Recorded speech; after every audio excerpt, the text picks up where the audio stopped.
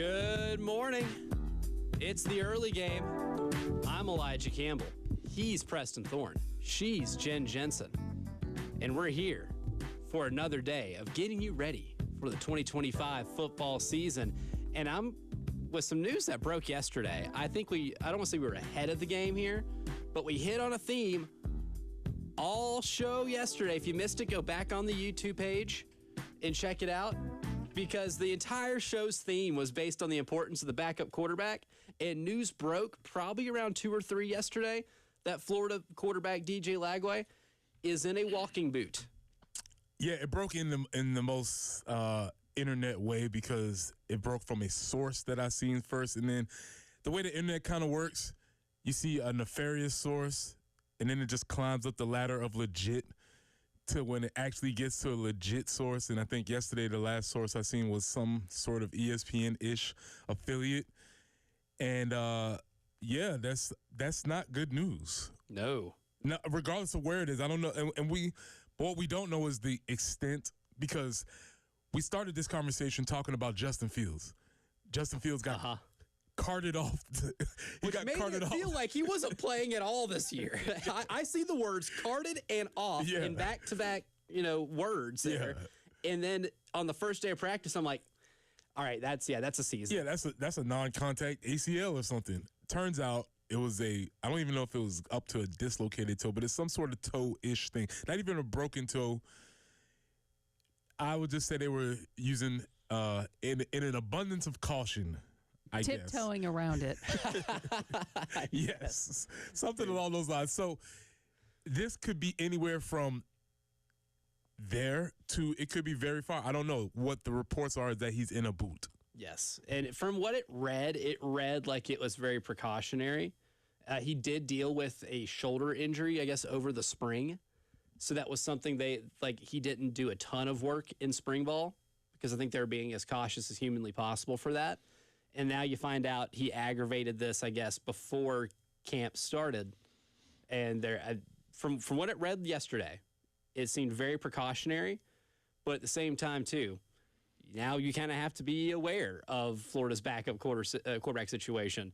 And as we learned yesterday, that is Harrison Bailey, former, I think he was like a 4-star recruit. He was one of the more highly touted pocket passers in I want to say it was the 2019 recruiting class. And he has gone from Tennessee to UNLV to not playing football anymore to playing football again. Oh, okay. And going back to Gainesville, Florida for his last year. Yes, definitely journeyman, U-Haul, All-American. Mm-hmm. The name Harrison Bailey might become a little more popular in the Southeastern Conference lexicon. And to be clear, we stated we knocked on every piece of wood that we could. And I would say for every fan base, nobody wants to start a season like this. This is not how you want to start a season, with sort of that cloud hanging over. Even if it's precautionary, you don't want to start the season like this, because this is the time for hope, and it's the time for optimism. This is the time for getting on the Norris train or the Lagway train or whatever train you want to hop on. So that definitely feels like pumping the brakes a little bit for them. So hopefully everything works out well. But I'm always here for saying, hey, we told you. I'm always here for that. Yeah, that's what we're here to do, right? And just to be abundantly clear, we are not responsible for DJ Lagway's injury. Correct. We didn't have any type of dolls or roots or anything working in. That's not how we operate. No, absolutely not. I reserve. They're not even on our schedule this year. Yeah, exactly. So they don't even have to be. Right.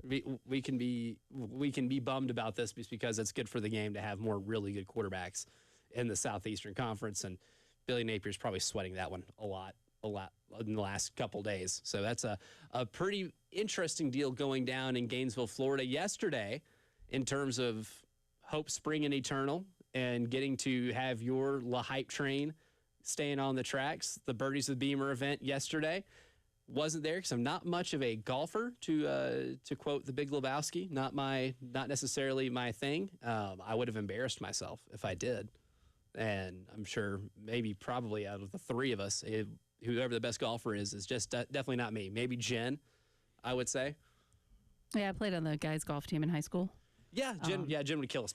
Now, I haven't played nearly as much, so, the skills fade, but, I had a good opportunity. It was fun, actually, because we didn't have a girls' team, a small town, small high school and whatever, so they graciously allowed me to play. But I had to play from the guys' tees. Okay. And so Okay. it was a little extra challenge, Yeah. which was cool. I think I would have been given a provision, but it's like, I'm not doing that. Yeah, for you sure. know, like, Right, yeah. And they had to carry their clubs, but they said I could use a cart. Oh, no. No, You know, you like, can't. again, I'm not going to stand out. I'm not going to give you anything that you can hold against me. Exactly. So, but I've been trying to get out a little bit more to try to get a little better. But, yeah, we got to go out and play sometime. That'd be fun. Yeah, as long as we have enough balls for me to lose and us not completely take a bunch of L's in terms of spending money on golf balls, because I will hit them true. where we can't find them. Yeah. Can we just buy a bag of range balls and that way? Well, Elijah, here's what you don't know. Even if you play indoors, I almost made it possible that you can lose the ball indoors. So there Went behind the screen? Yeah, don't dispel any possibilities when we're swinging clubs around here. Yeah, it's a dangerous game for all involved, unless your name is Jen Jensen. Well, and again, I trust me, my skills are not that good, so I would not be. I'm not a ringer, not by any means anymore.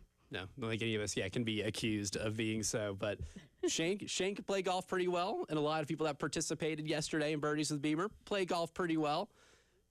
But Shane got to talk football yesterday a little bit, and the first thing here that he discussed, because we were talking about Florida and DJ Lagway's issue of him not being able to practice. Well, South Carolina's got a starting running back that we don't know if he's eligible to play, despite applying for that extra year of eligibility back in January. That was a long time ago. Still no word as to whether or not he can play. So yesterday, to really start off, Shane gives his opening statement in the press conference, and he's asked about a Rasul Faison update. And I don't even think we have to play the clip because we have no update. Yeah, this is one of those things where you go through the routine. Yes, we have to ask the question, and Shane has to give the answer, but we all already know what it is. Yes, that was essentially just getting confirmation. But he did get asked if Rasul Faison is still going to practice. Cut 3, Jen. He was asked if he's still going to be part of the camp activities.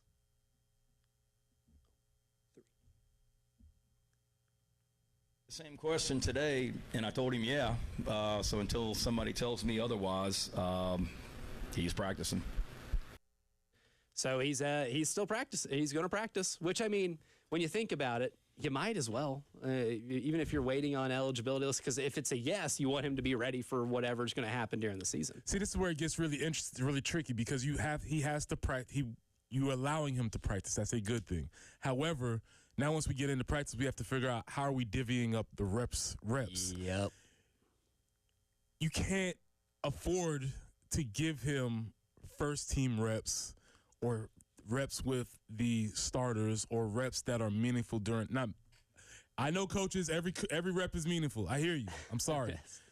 Fully acknowledged. I get you. But you can't give them those reps where you maybe want somebody else working with their timing with Lenoris or with the offensive line or in the pass game. So they're going to have to work him into coaches probably experienced less like that. If you high school coaches, you may experience players that are going through like eligibility issues or something along those lines where they may or may not be part of the team, but you want to still keep them involved. It gets tricky because at some point you have to make a decision. Are we moving forward with him or are we going to move behind? So he mostly will be practicing for conditioning until he gets the final yay or nay. You know what I figured out? I think that the deciding folks at the NCAA, they're Clemson grads. Ooh. I'm just going to set that out as a conspiracy theory. I like that conspiracy theory because everybody goes to college somewhere. Yep. And if you're working in that building, you went to school somewhere. Yep. Just saying. It's a running theory. You might have to might have to do a little deep dive in the NCAA directory and see who's in charge of this stuff normally. Just saying. Do a little background digging. Mm-hmm. Because at this point, it's getting pretty silly. We start official practice on Friday. It's Tuesday. And this wasn't sent to the NCAA on Monday. It was sent to the NCAA many, many Mondays ago. Enough Mondays ago, like at the beginning of the year. Like and again, we're in a different season. Yeah, we've changed. We've definitely changed seasons. You've changed your wardrobe. You've done all types of different things since that happened. Again, you would like an answer sooner than later. Obviously, there's still okay. You know how like when you have to pay a bill and they give you like, you need to have it paid by this date, but then they're like, okay, but for real, you need to have it paid. Or better yet, like when I tell my daughter to clean up, like, you got 1 minute. Nah, but for real, it's 2 minutes. No, you know, like there's a sliding scale. So there is a buffer where, yes, I know they would like to start practice, have them to start practice, but even within them starting practice, there's still a little bit of time because they don't have their pads on yet. And then once they get their shoulder pads on, they don't have full pads yet. And then there's still the first scrimmage. And it's still a little bit of time, but you would like to know an answer by now. We're getting close to that time. Like getting that close. hard. You're getting close. I'm not playing. Yes. I'm being serious this time. Yeah, we're dangerously close to that because before you know it, we will be having that first scrimmage. I mean, that's, not too far away. Another thing Shane was asked yesterday, and it's kind of been a hot topic of discussion with all coaches, was about scheduling. I think Coach talked about your schedule is getting more run this year than probably any year at any media day event. And this is cut 6, where he was asked about playing these type of marquee games like they are against Virginia Tech to start the season. I'm happy to be playing a marquee opener. It makes it a little bit different, obviously, because it's where I grew up, and my dad's got a statue outside the stadium. That's a little bit different, but I love playing marquee openers where you jump right into it, and you look around college football week 1. There's so many great matchups like that across the country. So I think it makes the summers for the players even more exciting, knowing what's coming, being able to go into Atlanta, play in the Falcon Stadium, and what'll be a great crowd. We're the only game on that afternoon. There's a lot of things that I'm excited about. Obviously, there's storylines. There's build-up with it being game 1. Honestly, I'll be glad when it's over because I'll be tired. I'll be ready to be done answering those questions. But it's cool too, though. But once I started out at Georgia Tech as a graduate assistant. I've played Georgia Tech. I went to Mississippi or Tennessee next. I've played or coached against Tennessee. Then I went to Mississippi State. I've coached against Mississippi State. Then from there, I went to South Carolina. When I was at Georgia, I coached against South Carolina. And then I went to Virginia Tech, and I guess I haven't coached against Virginia Tech yet, and then there's Georgia, and then being back at South Carolina, coached against Georgia. So I've been back or coached against the places that I've been, but certainly it's a little bit different because you got so many ties there. But whether it's me or, Torian Gray played a hell of a lot more snaps on the field than I did. So it's his alma mater as well. But there's just the relationships. Obviously, my dad still lives in Blacksburg, and he sees those people all the time. We were up in Greenville this morning, and one of the Virginia Tech assistant coaches is Pearson Prelo, that's from South Carolina. That Pearson and I were freshmen together at Virginia Tech in 1995. So, Brent Pry, the head coach, when I was a freshman at Virginia Tech, he was the defensive graduate assistant. So, there's just a lot of ties and relationships. But at the end, it's a place that I've got, great memories of. Program and a team that I got a lot of respect for. It'll be a big challenge, certainly, and eager to compete. But once we kick it off, it'll be about the guys on the field for sure. But it was one of those that when I got hired, it was already on the schedule and seemed so far away. And now that it's here, it's pretty neat. But I'll be glad when it's over. One thing Shane didn't mention there is that this game is big because you're in a window right now. And kind of our essential question of the entire show today, centered around windows. What does the window look like, not just for this year, but its implications for the future for the Gamecocks? At what point in this program's history are we when it comes to talking about windows to make a college football playoff? And then there are other teams in college football, too, where that window is dramatically smaller or a little bit bigger. One thing we'll discuss throughout the entire show. But with an opportunity that they have this year, it can provide proof of concept for what Shane Beamer is trying to string together with a couple 9-win seasons. But what needs to happen to take advantage of it? Well, ESPN's Bill Connolly looked at the SEC by the numbers and gave his take, and we'll respond to it on the other side here in the early game. 107.5 The Game in Columbia, 100.5 The Game in Florence, 100.3 The Game in Myrtle Beach. The Game Network. The Game phone lines at 803-404-6100. Sponsored by AAA Heating and Air. Now offering 12-month payment plans on all HVAC or electrical repairs with no credit check. Online at callAAAtoday.com. Broadcasting live from the Herndon Chevrolet studio. Herndon Chevrolet is your hometown dealer. Stop by today or shop online 24/7 at herndonchevy.com.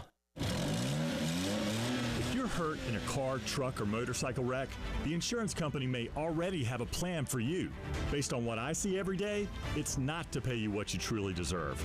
I'm Michael Jeffcoat. Too often, insurance companies jerk good people around, but that's what I'm here for. At the Jeffcoat firm, we fight to get injured people paid what they should get paid. Call Jeffcoat, all hours, every day, 803-200-2000. Responsible attorney Michael Jeffcoat, 1333 Main Street, Columbia. Hey, y'all, Jay Phillips here from my good friends at Dan's Fan City in Harbison. Ceiling fans don't sound like something you think about a lot because you don't really need to, but when you've got good ones, they work so well, keeping energy costs down and your comfort level up. All kinds of fans at Dan's Fan City, big to small and quiet, quality fans. They have accessories and light kits, fan blades, and more. Stop by and see them soon, Harbison Boulevard next to Total Wine, or call Dan's Fan City, 781-FANS. You'll be glad you did. Texting privacy policy and terms and conditions posted at textingterms.us. Texting enrolls you for recurring automated text marketing messages. Message and data rates may apply. Reply, stop to opt out. There's a lot on the line in divorce. This is Joe Cordell of Cordell & Cordell, the largest family law firm in the country. When you find yourself facing divorce, you need a partner you can count on. Connect with a local divorce attorney today. Text GUYS44 to 323232. GUYS44 to 323232. 1201 Main Street, Columbia. What's up, Gamecocks? If you need a new commercial zero turn and want to beat tariff surcharges and price increases, Cato's Power Equipment has you covered. Now through July 31st, we're offering up to $1,500 off Toro Z-Masters and Grandstand models. Plus, qualified buyers can take advantage of 0% financing for up to 48 months. Get the tools you need to maintain your turf. Cato's Power Equipment, located at 4012 West Beltline Boulevard, or online at catospowerequipment.com. Purple Wave Auction remains the trusted leader in online equipment auctions. What makes the difference is you. You are part of our growing global community that continues to trust Purple Wave with the equipment that builds and feeds America. This trust placed in us by our community, from construction to ag producers and fleet drivers, brings great equipment opportunities to their next owners. Join the Purple Wave community today. purplewave.com. Honey, would you take a seat? I have a confession to make. What is it? What's wrong? Well, I was out driving today and I saw some hookers on the side of the road. A bunch of huge, professional, beautiful-looking hookers. So I did what I was supposed to do. I slowed down and I moved over. You slowed down for the hookers? Well, yeah, it's the law. There was a whole fleet of Schroeder's towing trucks assisting with an accident. Wait, what did you think I was talking about? Schroeder's Towing reminds you to slow down and move over for all first responders. Schroeder's Towing, the best and fastest hookers in town. Actual price will depend on product and subscription plan. Featured products are compounded drug products, which the FDA does not approve or verify for safety, effectiveness, or quality. Prescription products require an online consultation with a healthcare provider who will determine if appropriate. See website for details, restrictions, and important safety information. Want a boost in and out of the bedroom? Hims has you covered. Introducing a new 2-in-1 approach to level up your game. Tadalafil for better bedroom performance and zinc for testosterone support. Put it all together and you've got what you need to turn things all the way up. Getting started is simple. Just go to hims.com/radio to start your free online visit. Through Hims, you can access ED treatments including pills, chews, and more. 100% online. No office visits, no pharmacy lines. Just fill out a simple intake form and a licensed medical provider will determine if treatment's right for you. If prescribed, it ships free and discreetly to your door. Find affordable treatment options at up to 95% less than brand names at hims.com/radio. That's hims.com/radio. HIMS.com/RADIO. And now, traffic sponsored by Wetzel's Automotive on the Game Network. I-77 northbound and Blythewood Road. Also, I-26 westbound and Bush River Road. Maybe a disabled vehicle that just could be getting some attention. People wanting to kind of see what's going on. But just move on through. That should be cleared up shortly. 96 for the high today, afternoon thunderstorms. 93 tomorrow, much of the same as far as thunderstorms are concerned. And 95 on Thursday. Thursday should wrap up the successive days of having a heat index into the 100s. So we've got a couple more days of that and then should be moving on. 77 currently on 107.5 The Game.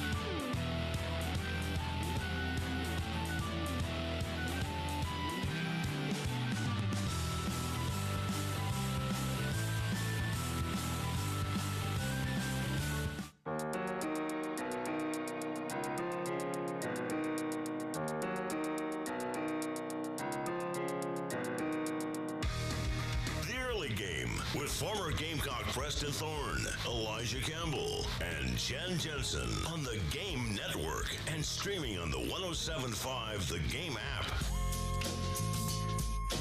The South Carolina Gamecocks are in a window right now. When you have one of the best quarterbacks in the country, one of the best edge rushers in the country, and a coach that I think we all believe is on the rise in the sport, you're in a chance, an opportunity to do something that you've never done as a program. Again, make the college football playoff. So with that window, what things have to go right? How important is this year to the rest of the program? Kind of the discussion or kind of the theme of the show today is that window. And yesterday, Bill Connolly on ESPN.com had his SEC preview, and I got to scour through it a little bit, where he breaks down a lot of this kind of by his SP Plus model, which is really the closest thing that we have to something like KenPom in college football, right? It's an efficiency model, how good you are on offense and defense, and it goes into one metric, which ranks you with everybody else in the country. South Carolina is 17th in the country per the model, but that is good enough for 10th in the SEC. Now, here's what he said about South Carolina in terms of what might be holdups for him.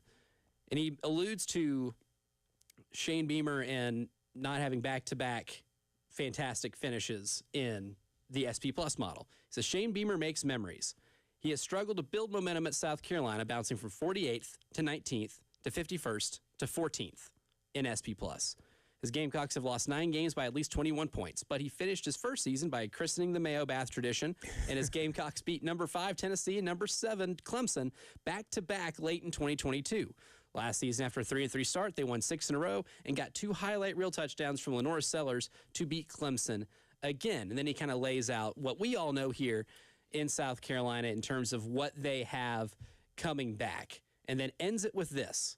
After a somewhat manageable start, South Carolina will play 7 projected top 21 teams in its final 9 games. That brutal stretch will probably preclude the Gamecocks from making a serious run at the college football playoff, but when Beamer and Sellers are involved, anything is possible. So, Preston, you see that, you read that.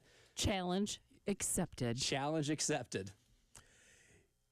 It's been a long time since we around here have even that last sentence, anything is possible.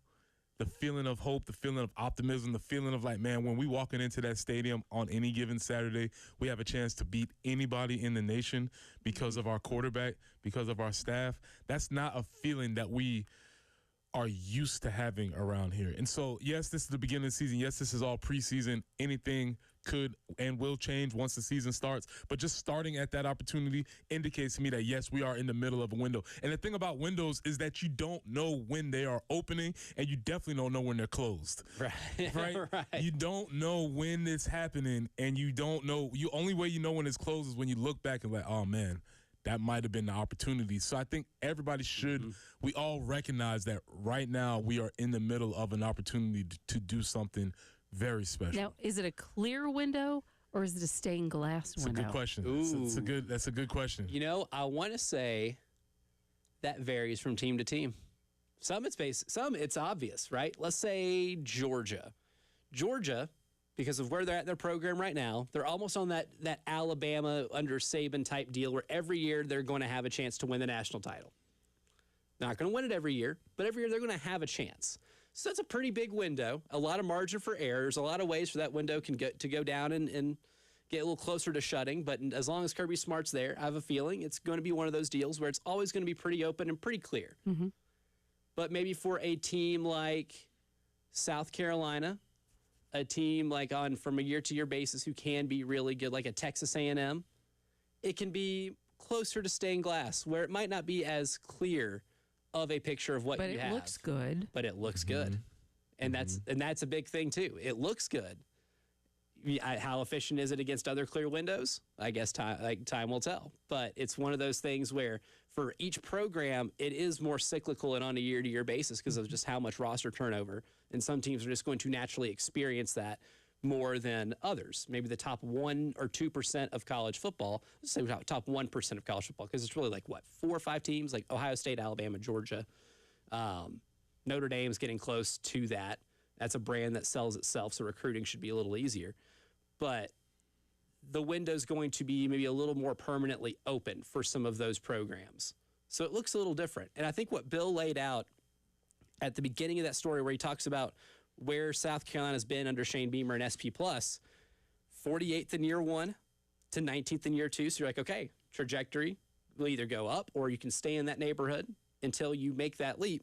Then you go 2023. We all know what happened. You go back to 51st. And wait. Yeah, don't breeze by that. 2023, what happened? Offensive line was an absolute catastrophe. And what was the record?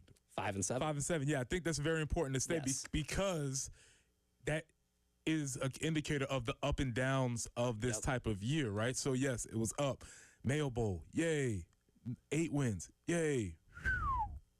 And that's been cratered. When we talk about the generational PTSD of Gamecock fans, that's sort of how this has gone traditionally. If you look at the Holtz years, up, craters. Muschamp, we got 9.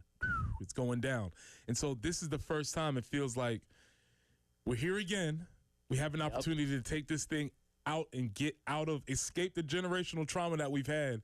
And that's, again, I just keep hitting as to why this is such an important year. Yeah, that's why it's such a big, that's why it's a quintessential window year for somebody, because you're not going to have Lenore Sellers as your quarterback forever.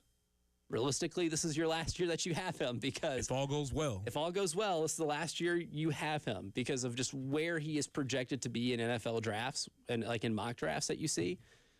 All first round. Now they vary in the first round. Some maybe as low as 16, some as high as 1 or 2. But you're not going to have him forever. That's so. What are we building behind him? And so many players that transferred here, especially on the defensive side, talked about they transferred here because of what this program did for guys like Demetrius Knight, Kyle Kennard. Last year was an important year because you showed proof of concept of what your program can be. You got to build on it, though. And that's why, like, the window, I don't want to say it's tighter than a lot of teams in the SEC, but it's tighter than the teams that are at the top. There's less of a margin for error. Yes. Because we don't want to restart, rebuild, or reopen that window or try and figure out where we are from there. You want to try and stay on that continuous march upwards. Yes. Up like profit margin. You want one of those windows that when you put it up, it stays up. You don't have to use a stick to prop it. Yes. If we want to stay up all the time, so it doesn't just fall down. That's a really great point. Yeah. Yes. And and who knows, maybe the best thing to keep it up is another 9-win season or a 10-win season or a berth in the college football playoff with 9 or 10 wins. I think that keeps it open a little bit longer because it shows that proof of concept. And so you're looking at these teams that are in, I guess we would say, like the middle class of the SEC, of where those teams are and who's in that same area where they're looking at these seasons and taking advantage. And it feels like we are more so well-positioned than a lot of those teams to take advantage of being in that window. Yeah, significantly. I mean, I looked yesterday and I was kind of thinking, and then we'll do the full thought exercise in terms of comparing where everybody's at in the SEC. But the teams that I immediately thought of, like Florida's in a window right now, but because they didn't have the year South Carolina did last year, they're just a little closer to shutting. The health of DJ Lagway is a lot of that, but they have a lot of experienced guys on defense that they're going to have a similar situation like South Carolina this year. They have to replace next year. And if that defense pops, this might be the only year they have that opportunity to have that much veteran experience and high-end quarterback play. So Florida's a perfect example of maybe a team that their window is a little closer to shutting than yours, even without having the success you did last year. So it's all pretty relative. And then in the 7 o'clock hour, we're going to dive in a little deeper into the windows of other teams in the SEC and kind of compare South Carolina's to them. And we've talked about this earlier. I think it was last week we talked about villains, right? And one notorious Gamecock villain that a lot of you mentioned is unsure of Carolina's abilities to win 9 games again this year. Does he make a point? We'll listen to said boogeyman when the early game continues. 107.5 The Game in Columbia, 100.5 The Game in Florence, 100.3 The Game in Myrtle Beach. The Game Network. Powered by Integrated Media. The Game TV. Sponsored by Shepherd's Glass. For auto, home, and commercial glass. ShepherdsGlass.com. In Chapin and West Columbia. The Game TV. Sponsored by Shepherd's Glass. Shepherd's Glass. It's 10 for CHW Cabinetry in Lexington. All the demolition that we had to do, we had to take the kitchen down to the studs because we had a flood in the house. And the process with CHW Cabinetry in Lexington made it so much better. We figured out what cabinetry we wanted, what accessories. You had no idea some of the things that are available now. And all of those things got that decided on, got the order put in, and we were given the photorealistic rendering of our finished kitchen before it was finished. Very helpful in that respect. They can do other things, so you don't have to just completely redo a kitchen or redo big things. You could just replace a cabinet in a bathroom like we have done a couple times in the past year. We have also changed some things in a closet. They can get rid of those wire hanging racks. You can go to chwcabinetry.com to see what all they can offer and help in your home. 803-520-6837. And, of course, be sure to tell them Jen Jensen sent you. CHW Cabinetry, their passion from inspiration to installation. Plumbing. If you got a problem, it just won't quit. Just won't quit. And you need a plumber to make the trip. Metz Plumbing, MetzPlumbing.com. It's officially time for Zero Rez's annual summer sale. Take advantage and get 15% off all cleaning services. Just mention me, Elijah Campbell, on 107.5 The Game to secure this deal today or book online at ZeroRezColumbia.com. Introducing the Always in Stock program, only at Gamecock Traditions for the 2025 season. What does Always in Stock mean to you? It means whether you're celebrating your first game, a birthday, or just need the perfect gift, we've got you covered all season long. Choose from 18 styles of Under Armour tees, 30 champion designs, and dozens of infant and toddler outfits, always in stock. And if we do sell out after a busy weekend, don't worry. A new shipment arrives within a week or two. Gamecock Traditions, your everything Gamecock store. Hey guys, it's Jay Phillips for the Men's Clinic. Too often guys won't go to the doctor when they're feeling off, whether it's because they think they can tough it out or because they just don't want to talk about it. Don't be that guy. Get to feeling better after you see Dr. Dan Balknight and his team at the Men's Clinic. They are experts in health care for men and dedicated to making you feel like yourself again. You can schedule a free consultation by calling 803-875-MENS and learn more online at themensclinicsc.com. Twin Peaks is the best in the game. Here, the ultimate lunch lineup boasts wall-to-wall sports and scenic views. When you're hungry and in a hurry, the Scratch Kitchen delivers lunch in the clutch. I mean, where else can you order a 29-degree draft beer and a quickie combo on your lunch break? Only at Twin Peaks, the #1 sports bar. Twin Peaks Scratch Kitchen scores every time. Dig into hand-smashed burgers, chef-inspired flatbreads, and more at your local lodge. Call Lawyer Lisa. Experience the difference with Lawyer Lisa. Hi, this is Lisa Hostetler-Brown. If you or a loved one are over 65 and haven't completed a long-term care planning consultation, now is the time. Did you know that if you aren't able to afford the high cost of skilled care, your assets can be rapidly depleted to only $2,000 unless you plan 5 years in advance? Visit LawyerLisa.com to see how we can help. 7511 St. Andrews Road, Irmo, South Carolina. Hey, this is Nathan and Ray with Pope Davis Tire and Automotive. It's hot. That means it's time for our annual Technician Bikini Car Wash. Ugh. The guys will get greased up and get the grease off your ride. Who exactly is going to tell the techs about this offer?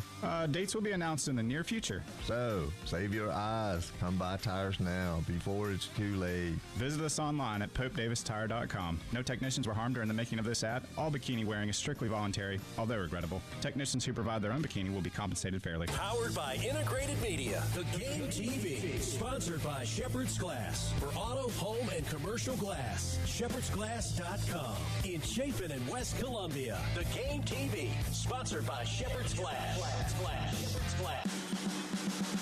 And now, traffic sponsored by Wetzel's Automotive on the Game Network. I-26 westbound at Sunset Boulevard. So right there at exit 110, there is a vehicle fire. 2 right lanes are blocked, so that's going to slow things down a little bit. Stay left. Again, that's I-26 westbound at exit 110. The 2 right lanes are blocked. Also an accident, I-77 northbound at Blythewood Road. Just 3 more days are going to be in this extreme heat stretch. Easy for me to say. Heat indexes over 100 for the next few days. 96 today with some afternoon thunderstorms possible. 93 tomorrow, 95 on Thursday. Again, those afternoon thunderstorms are a distinct possibility. But starting off the morning a little bit warm, 77 on 107.5 The Game.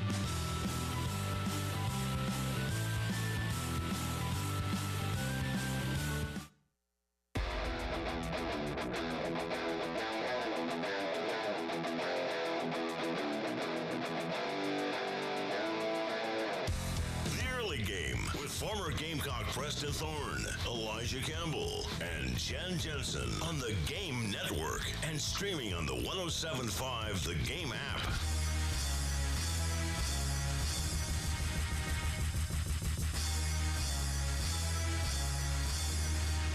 Earlier this week, last week, the weeks run together when it's the off season. Mm-hmm. We had a really good discussion about Gamecock villains, and a lot of you put in David Pollock as one of the villains because of, or is I kind of get more talking about Gamecock PTSD. Mm-hmm. So if you have Gamecock PTSD, and David Pollock is one of the reasons. The David Pollock game. The David Pollock game is one of the reasons why you have become so jaded to Gamecock football. Well, let me provide you a trigger warning because he does talk about the Gamecocks. Cut 4 from yesterday, Jen. He was asked about their season, and he displayed a little bit of skepticism when it came to winning 9 games again this year.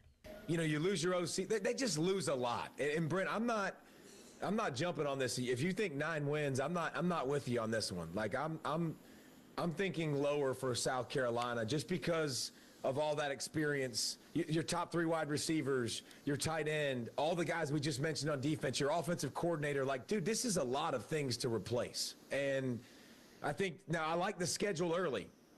I really like the schedule early for South Carolina because they got time early in the season playing Virginia Tech, South Carolina State, Vandy, Missouri, Kentucky. Like the lightest part of their schedule 100% is the first part. Like because then it gets LSU, OU, Bama, Ole Miss, A&M, like Clemson. It gets real down the stretch. So the fact that you got some time to figure some things out, that's not a bad thing. I think the schedule sets up well for them to be more successful because of that. The one quote at the very beginning, they just lose a lot. And I know he's talking about personnel, but that is the one thing that I think a lot of people around the country probably have questions about. But that may have been the most skeptical, I guess, Carolina take we've been able to find so far this season. First of all, if we're talking about windows, looking at opportunities, you realistically could point to David Pollock and say in 2002 when he makes that play against Corey Jenkins, the one that gets played over and over again, and Georgia beats us because Andrew Pinnock fumbles and he doesn't convert the 2-point conversion, and we have him. You might look at that and say that closed that team's window. That particular moment in time erases the team that was building, and then that team goes 5-7, and then we suffer from 5-7 for the next 3 years. You could possibly say that. So David Pollock, window closer. It might be. Also, that being said, here's the big thing. He started this sentence with he went back and tried to back it up. But is anybody around locally looking at the loss of Dow Loggins as a huge loss? He said it like, oh, they lost their OC. And I would say amongst the things that we've lost, I would say to me that's the lowest or the least of my concerns. Yeah. Right? He did have some legit issues with that, and they were all fair except for that one because I don't think anybody locally is feeling like, oh man, I don't know what we're gonna do without Dow. I mean, Dow was fine, but I think let me not speak for everybody. I feel as if Mike Shula can come in and do the same, if not better, than what Dow was doing last year. Yeah, I mean, Mike Shula is kind of a continuation of what last year was. I think, maybe if anything, he oversold the importance of Dow Loggins. I don't think anybody in that room is going to tell you that that it's not a big loss because they have a lot of respect for Dow. But at the same time, one of the reasons why you bring Mike Shula is because he is a continuation of that. He was in the room last year. He's already worked with everybody on this offense, specifically Lenoris, and he has a history of calling plays for guys of Lenoris's quarterback archetype, right? Big quarterback who is almost built like a linebacker with great speed and a strong arm. That's something he's worked with before, and it had a lot of success with. Cam Newton's best years in the NFL were when his plays were being called by Mike Shula. There's proof of concept there. As a defensive guy himself, I'm surprised he didn't mention more of the defensive losses, because when I look at what my biggest question marks are for this team, or what the biggest window closers would be, it would probably be that defensive line or linebacking room, right? Because that's where a lot of our biggest unknowns are. I think we like the talent that the offensive line brought in, and now the cohesiveness will be something that we have to monitor for the first couple of weeks. And that's something that once you get into that part of your schedule, where Bill Connolly mentioned that your last 7 games are against like 7 of the top 21, with the exception of Coastal Carolina, like 7 of the top 21 teams in the country in SP+. It's going to be really hard. I think he makes a point about the schedule breaking well early on to where you have a little more margin for error. But really, the losses on defense I still think are probably the most vital. I'm surprised as someone who is was a linebacker, didn't mention that. Yeah, and I think that might just be he was going through and looking at the whole picture, maybe not necessarily keyed in on that, even though he was very adamant about saying he wasn't buying that. The other part that I would look at, and you hit on it, is that the idea of the schedule, his exact word, it gets real down the stretch. And it does. Yeah. But it's the SEC. We get that. But what we've also learned now going into year 5 of the Shane Beamer era is that Shane Beamer's teams tend to play better down the stretch. Not just last year, even in the years when they were just winning 6 games. A lot of those games were won towards the end, the Tennessee win and those types of – they tend to get better as the season goes along. And I think that's something we can firmly look at now and say that's a mark of a Shane Beamer team, is that they play better at the end. Now, the beginning of the seasons, there's some struggles that I think are also consistent. You can easily have some questions about how they are prepared to start a season. I think that's fair. Yep. That's maybe why you can't necessarily easily check the Virginia Tech game. But I think I can confidently say that they play well as the seasons move along. Even in the 5-7 year, they started off 2-6. Correct. Like in 2023, you start off 2-6, and it looked really bleak. And you win 3 straight to get yourself in a position against Clemson in the last game of the year to try to get yourself into a bowl game, and you lose at what was probably one of the ugliest football games I think I've ever gotten to attend in person. One of those games where I don't think even the winning team probably didn't feel good about what exactly went down. But that's a really good point, too. I mean, maybe this year is where the schedule breaks to where it fits your identity really well and what you've just historically done as a program underneath one specific coach. If you have more leeway against, Virginia Tech, and Virginia Tech can be really good. I'm not ready to say that's an automatic win. I feel really good about your chances of winning that game. Not automatic. Hell, I think Virginia Tech might even cover, what would be a 6.5, 7.5 point spread. I still expect South Carolina to win. But then you have South Carolina State, Vanderbilt, and as improved as Vanderbilt is, I'm still not expecting them to come into Williams-Brice and win. There's a really good chance if you end up winning one of those, what I consider a coin flip game, which will be at Missouri, then you are off to an incredible start, one that you have to feel really good about your chances of doing what you've done the last 4 years and playing your best football in the last 6 weeks of the season. What did they say? No, they remember November. I think that was the phrase that they had coined for a while, and if you're looking for a trait or a characteristic of Shane Beamer teams during this time, it has been that they play well towards the end of the season. So that's something that I think we can hang our hat on for now. And they've talked about remember November, there's Cocktober. So we need something for September, so we do well in September. So what kind of a name can we give? That. Yeah, we got to workshop that. Because maybe that'll bring that all into existence. If we have a really cool name, then we'll have a really cool month. Yeah, you got to name it to claim it. Once you get a name for it, we'll be ready. Name it to claim it. The stats are the stats. Yeah, South Carolina plays a lot better when there's a name attached to the month. Yes. So if anybody has anything, that you've workshopped for September, our word pool here for rhyming with September, might maybe a little lower. Yeah. But if you have one, we are all ears. And I, of course, any type of fun name tugs at my heartstrings. But Not inept timber. we're on to something. Maybe something a little more positive than that. We're really close to something. I can just feel it. But Ryan McGee wrote about one of my favorite things about college football, something that makes it unique, and Cocky's mentioned. We'll discuss when the early game continues. 107.5 The Game in Columbia, 100.5 The Game in Florence, 100.3 The Game in Myrtle Beach, The Game Network. When USC men's hoops coach Lamont Paris talks. My favorite part of this whole job is the relationships and the development of players. You hear it here. Now you have to do a lot of the teaching and a lot of the demonstrating to 11 new guys. Because it's always Gamecock season on The Game.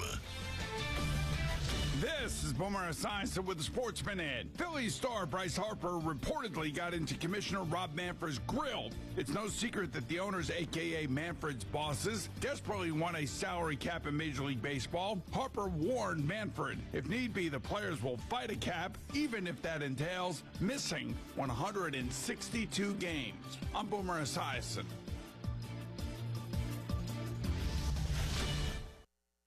Cashback is not available on gas in New Jersey and Wisconsin.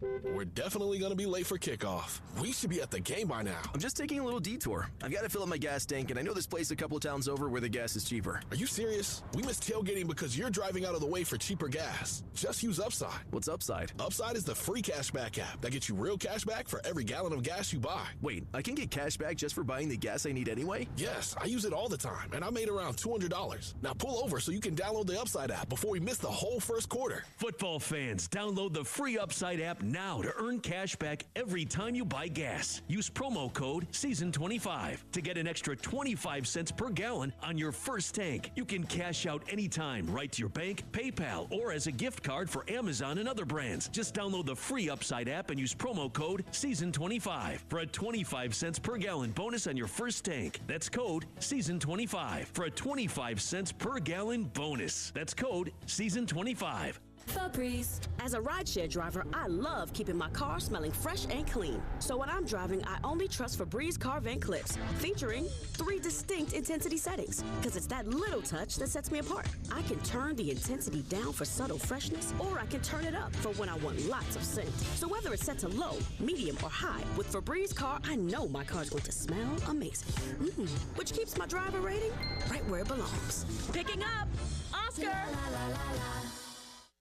It's a special time at the Home Depot right now with 10% off special order carpeting. Discover stylish choices and simple prices on all special order carpeting, including special buy. Then let us install it all for you with prices starting at just 49 cents per square foot. Give your floors a stylish on-trend upgrade and save more with 10% off special order carpeting at the Home Depot. Going on now.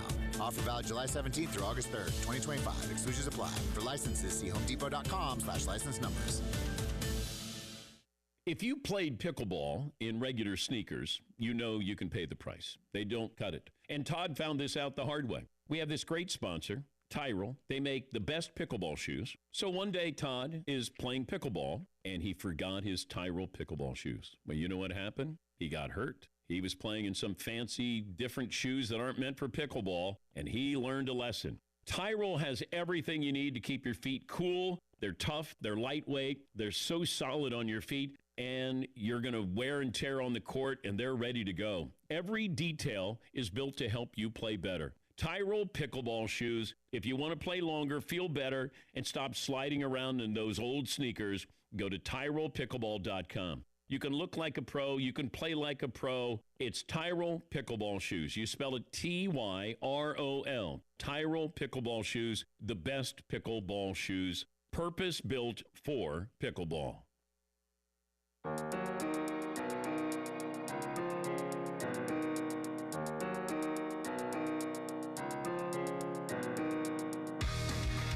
Early Game with former Gamecock Preston Thorne, Elijah Campbell, and Jen Jensen on the Game Network and streaming on the 107.5 The Game app. All right. One of the best parts about college football offseason, the lists.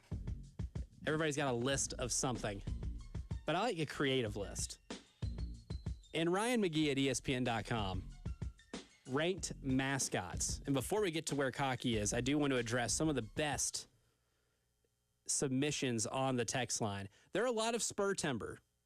I think a lot of you are on the same wavelength on Spur Timber. But I have I think I have a winner here. Prep Timber. Preparing for the rest of the season. Prep Timber. September. That's pretty solid. I like that. I like that. That's the leader so far. Let's see. Yeah. Spur Timber, really, I mean, there's like 6 of those. I think a lot of you are on the same. Some September to remember, but I think we already have that for November. We got November to remember. Yeah. Because you don't want to have a September to remember and then don't remember the rest of the season. That would be, that'd be brutal. Like every year there's the September Heisman. And you don't want to win the September Heisman because the winner of September Heisman almost never wins the actual Heisman because the rest of the year happens. Denard Robinson might be the only 2-time September Heisman winner in the history of college football. Jalen Milroe, I would have given the September Heisman to last year. And the wheels kind of fell off a lot later in the season. But back to Ryan McGee's list. Because Cocky is mentioned. Now, the one thing I like about Ryan McGee's list of mascots, he puts them in different divisions, right? So there's the costume division, which number 1 was the duck from Oregon. Good call. I think it's a good call. Solid That's very fair. And because he's funny. Then there's the mechanized division. This is where we're going to find Cocky because Cocky, in the cockaboose, sitting at number 5 behind Monty on a Harley, Montana, Demon Deacon on a chopper at Wake Forest, Buzz in the Ramblin' Wreck at Georgia Tech. No fault there. That one goes hard. Sooner Schooner at Oklahoma. Now, at 5, given what was ahead of it, Cocky, underrated? Question mark? I'm going to be honest. I think Cocky has a better chance in the costume division than he does in the mechanized division. Because I'm just gonna say it, and I don't know how everybody feels. I'm not all the way still sold on the mechanized aspect of Cocky with him riding on the train. I'm not. I think this is year 1.5 of it or something along those lines. How far are we into this? That's not something you guys have always done? This has not been an always thing. This might be year 2. Yeah. So back. Yeah. I'm not sure. I am not completely sold on it. It is something we're doing. We're growing. Yeah. It was kind of wonky when it first started. So I would say I think Cocky might be underrated in the costume division. Okay. And maybe properly rated here in the mechanized division. Because there's something really funny to me about a crowd full of people of 85,000 people seeing this train come out and someone in a chicken costume coming out of the top of it up to with an uproar of fanfare afterwards. There's something really funny to me about that, and I get a kick out of it every time I'm at a game. It's cool. It's cool. Yeah. We're going for something. But, again, it's not, you don't want to sound like the purist or the old man or the nostalgist or whatever. It's not – most of us grew up with Cocky coming out of the – platform, container. Whatever it was, yeah. yeah. It's great because he's not in the container. They put the curtain up, and then he is in the container, That's and it's magic. amazing. It's magic. Yeah. He comes, I guess technically, is that supposed to be like a fighting ring, like a fighting Gamecock? Is that what that's? Is that? I'm wondering if that's what that ring's supposed to be. Yeah. So that's what we grew up with, and they made a change, and I think it's working. It works.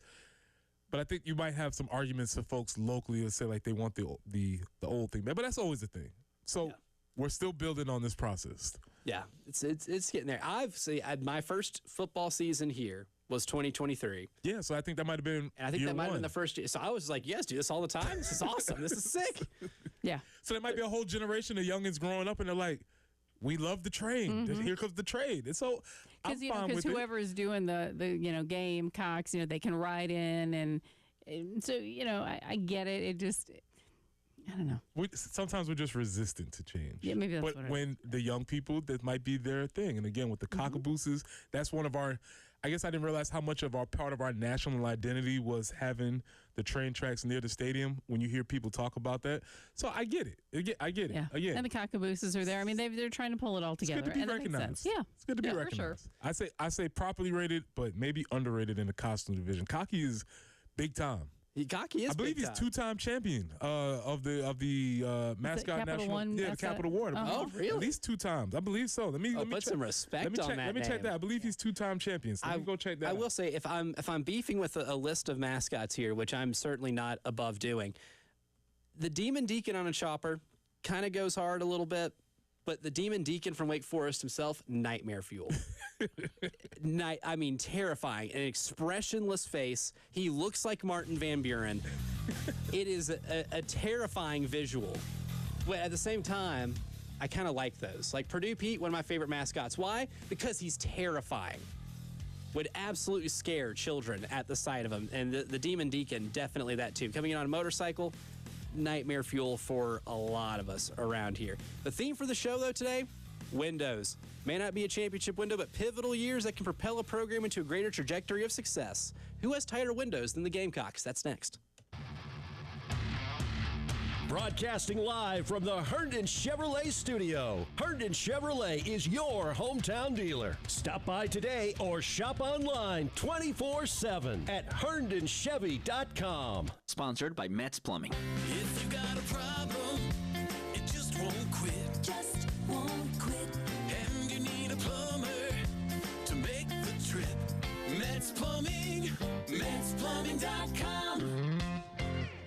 Actual price will depend on product and subscription plan. Featured products are compounded drug products, which the FDA does not approve or verify for safety, effectiveness, or quality. Prescription products require an online consultation with a healthcare provider who will determine if appropriate. See website for details, restrictions, and important safety information. Want a boost in and out of the bedroom? Hims has you covered. Introducing a new 2-in-1 approach to level up your game. Tadalafil for better bedroom performance and zinc for testosterone support. Put it all together and you've got what you need to turn things all the way up. Getting started is simple. Just go to hims.com/radio to start your free online visit. Through Hims, you can access ED treatments including pills, chews, and more. 100% online. No office visits, no pharmacy lines. Just fill out a simple intake form and a licensed medical provider will determine if treatment's right for you. If prescribed, it ships free and discreetly to your door. Find affordable treatment options at up to 95% less than brand names at hims.com/radio. That's hims.com/radio. HIMS.com/RADIO. From the roar of the crowd to towels waving to the flashing lights, there's only one place to catch a Gamecock football game. And that's at Williams-Brice Stadium. So make your plans now to join us in our home for the 2025 football season. Visit thegamecockclub.com and secure your tickets today. If you have been in a car accident in the past and have settled your case, I may have some good news. Some unethical lawyers have people known as runners who come directly to your hospital room or home and solicit your case. It's a disbarable offense. Anyone that would hire these scumbags needs to have their heads examined. I'm John Morgan of Morgan & Morgan. Now for the good news. If this happened to you, we will sue these lowlifes and fight to get all your fees back. And then look and see if these bottom feeders also malpractice your case and sue them for that too. You have nothing to lose and everything to gain. Visit forthepeople.com for a free consultation or call Pound Law on your cell, pound 529. If someone does this to you, call the Bar Association and report them. Let's fight these bums. Morgan & Morgan, forthepeople.com. Injured? Dial Pound Law or visit forthepeople.com for an office near you. Powered by Integrated Media. The Game TV. Sponsored by Shepherd's Glass. For auto, home, and commercial glass. ShepherdsGlass.com. In Chapin and West Columbia. The Game TV. Sponsored by Shepherd's Glass. Shepherd's Glass. We can secure our world. When it's time to update an app, don't you hesitate. Do it ASAP. Just like that. Learn how software updates can protect you at CISA.gov/secure-our-world. And now, traffic sponsored by Wetzel's Automotive on the Game Network.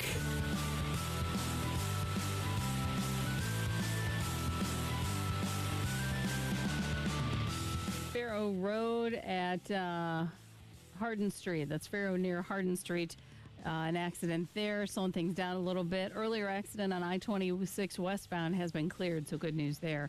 And as far as forecast goes, just a couple more days of this really excessive heat. 96 today, 93 tomorrow, 95 on Thursday. Heat index over 100 each of those days. And those afternoon thunderstorms are certainly a possibility each of those days as well. But right now, we are at 77 to start off your morning on 107.5 The Game.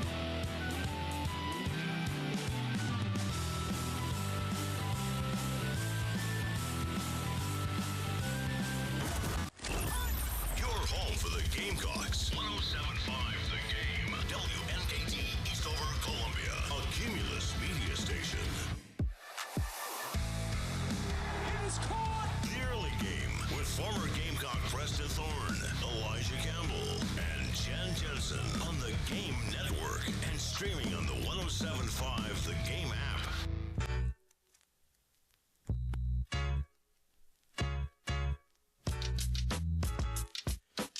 Hour number 2 of the early game starts right now. I'm Elijah Campbell. He's Preston Thorne. She's Jen Jensen. And we just got done talking about Cocky and his place in the mascot kind of pantheon there from Ryan McGee at ESPN. And right now on the Firehouse Subs text line, it looks like Cocky has a positive approval rating in the train. KT from Lexington says that he should be driving the train. Okay. I approve. I don't know if chickens can get licenses, but I think we can probably pull some strings around here. But today's theme of the show, windows. And South Carolina's in a window right now to be able to do something incredibly special and do something historic, which is make the college football playoff for the first time. And you have arguably the most gifted quarterback in the history of your program. I don't want to say best yet because he has not completed 2 full seasons, but physically gifted might be one of the best ways to describe Lenora Sellers right now. Not often around here is there a quarterback who's projected to be a first-round draft pick in the NFL. You also have arguably the best edge rushers in the nation and a coach who has now gotten you 2 top 20 SP Plus finishes, if we're just referring to Bill Connolly at ESPN.com. But you haven't gotten it back-to-back. So there's a lot on the line here for South Carolina. A, history. B, proof that you can do this 2 straight years and be able to build year after year and then make it to where you don't get back into the 40s and 50s of SP+, a metric like that, which is essentially football's version of KenPom.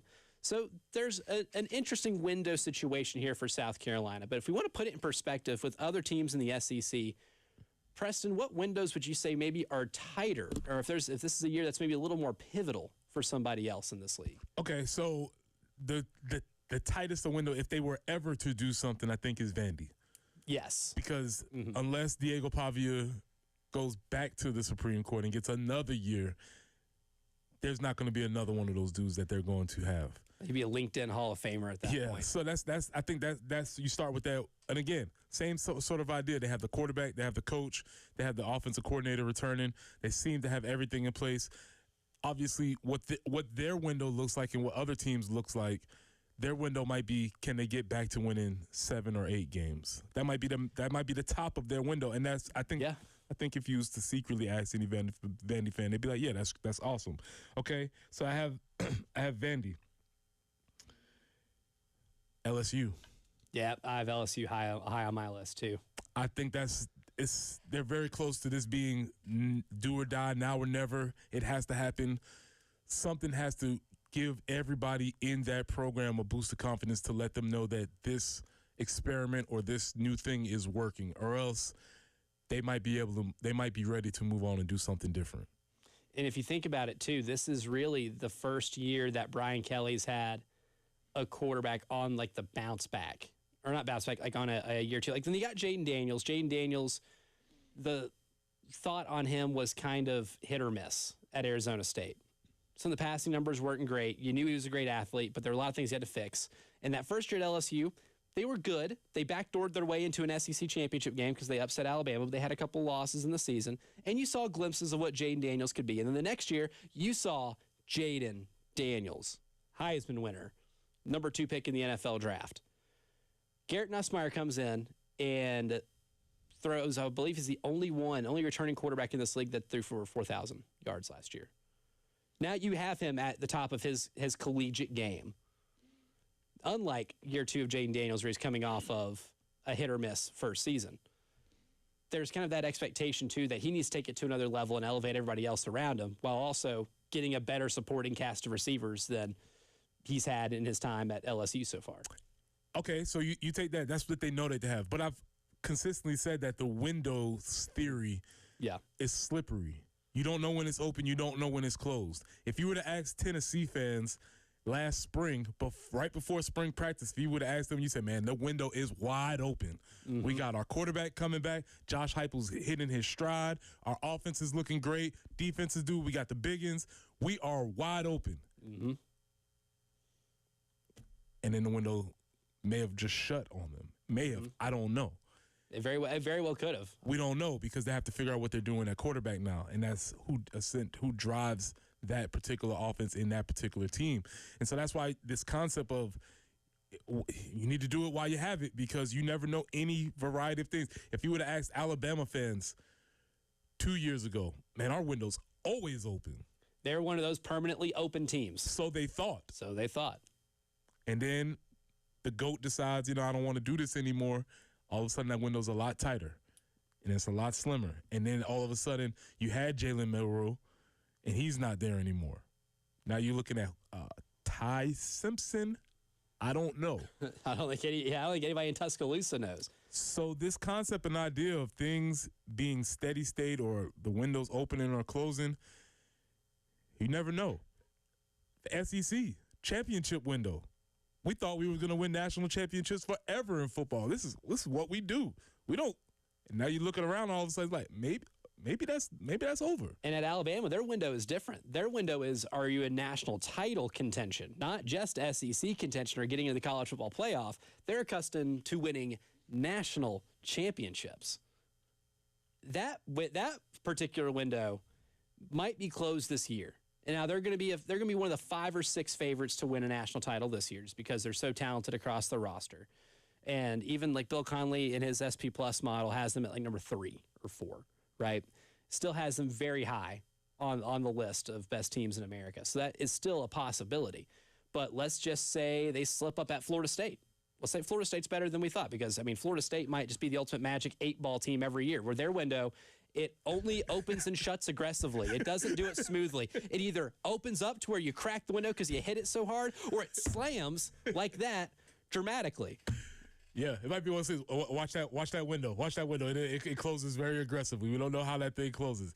It might be one of those issues where that happens with Florida State, because they were open and then they were closed. And if you stick your head through it, it might be like a guillotine, so you better be careful. Right. You don't put your head anywhere near the Florida State window, because you don't know when it's going to jam shut like that as abruptly. But Alabama's in one of those too, where they can, like, a 9-3 season last year was great here. They considered it unacceptable at Alabama. Right. So when discussing windows too, your program's historical expectation plays into this a lot, which is why South Carolina, I think their window might be maybe a little more open if they, like, it closes with a losing season this year. But you can still remain open if you are still on the cusp and you're not quite there yet, because maybe there's the hope that you can get the other. Landon Duckworth is one of those guys, highly recruited player coming out of high school. So was Air Nolan. So is Cutter Woods. And you know what they think at the facility of Cutter Woods. So at the quarterback position, you may not be able to directly replace Lenora Sellers, but you can maybe have somebody there who, in the right circumstances, can take you to a playoff. The playoff is what the window is for South Carolina, just by virtue of never having done it so far. Yeah, but just the idea of, can you have that particular guy? All we got to get is look to our folks from the upstate. They had Deshaun Watson, right? They thought that was it was great. It was all of a sudden. Then they had another good player, Kelly Bryant. He was good. A good quarterback. But he wasn't that. And then the window magically opened up and they let the Sunshine in, and Sunshine Boy came in and had the long flowing hair, and that was great. And they just assumed that that's how it was always going to be. Mm-hmm. They thought it was going to be, they thought the same window open with DJU, and that's not the case. And so it's finicky, and it's a little bit slippery at how you measure these things. You just have to take advantage when you know we're in one, and we are in one right now. Yeah, and that's the thing too. Again, going back to the point where if you don't know if it opens again or when it opens, Tennessee in 97, Peyton Manning senior year, he came back. He decided to not go into the NFL draft. He probably would have been the number 1 pick. Comes back to college, and they get thumped by Florida like they always did in the 90s. Don't win the national title. His last game is them getting beaten over the head with a bag of hammers for 4 quarters against Nebraska. And then T. Martin comes in, and that next year they win a national title. It opened, and everybody in that fan base probably thought it was closed right after that. So it's one of those things, too, like we can project it. It can still be very difficult. But one team that I'm looking at, too, Texas A&M. Just if you want to look at identity of team and coach, what makes A&M really good this year, I think, is that they've got every single starter back on the offensive line. They have an incredibly talented defensive line. I think the other players, if you exclude edge rushers, which I guess, depending on your publication or who you talk to, is maybe more of an extension of the linebacking room, they returned all the interior defensive linemen back. And one of the most common themes I think we heard from media days is that A&M might be the best offensive and defensive line combination in college football. That's down Mike Elko's alley, man. Right. That's his kind of team. That's the team that Mike Elko wins with, right? Like his best year at Duke, Graham Barton was the center. He ended up being a first-round pick in the NFL draft. It helped a lot. Those guys aren't all coming back next year. Maybe their window is more hinged or based upon how steady those lines of scrimmage are. And I think that's like one of the perfect example of any team where your window varies based on team strength and coach. Probably embodied best with that Texas A&M team this year. Yeah, when you say it like that, we know what ours is based on. If we were to use that same metric for us, you might be a little bit nervous just because of what we lost and what we have coming back. So I think that's interesting how you look at different teams and how that could possibly sway whether or not the fan base thinks they have an opportunity or not. Yeah, and that's the thing too. At Texas A&M, you're in a similar type of window of South Carolina. You want to get in the playoff.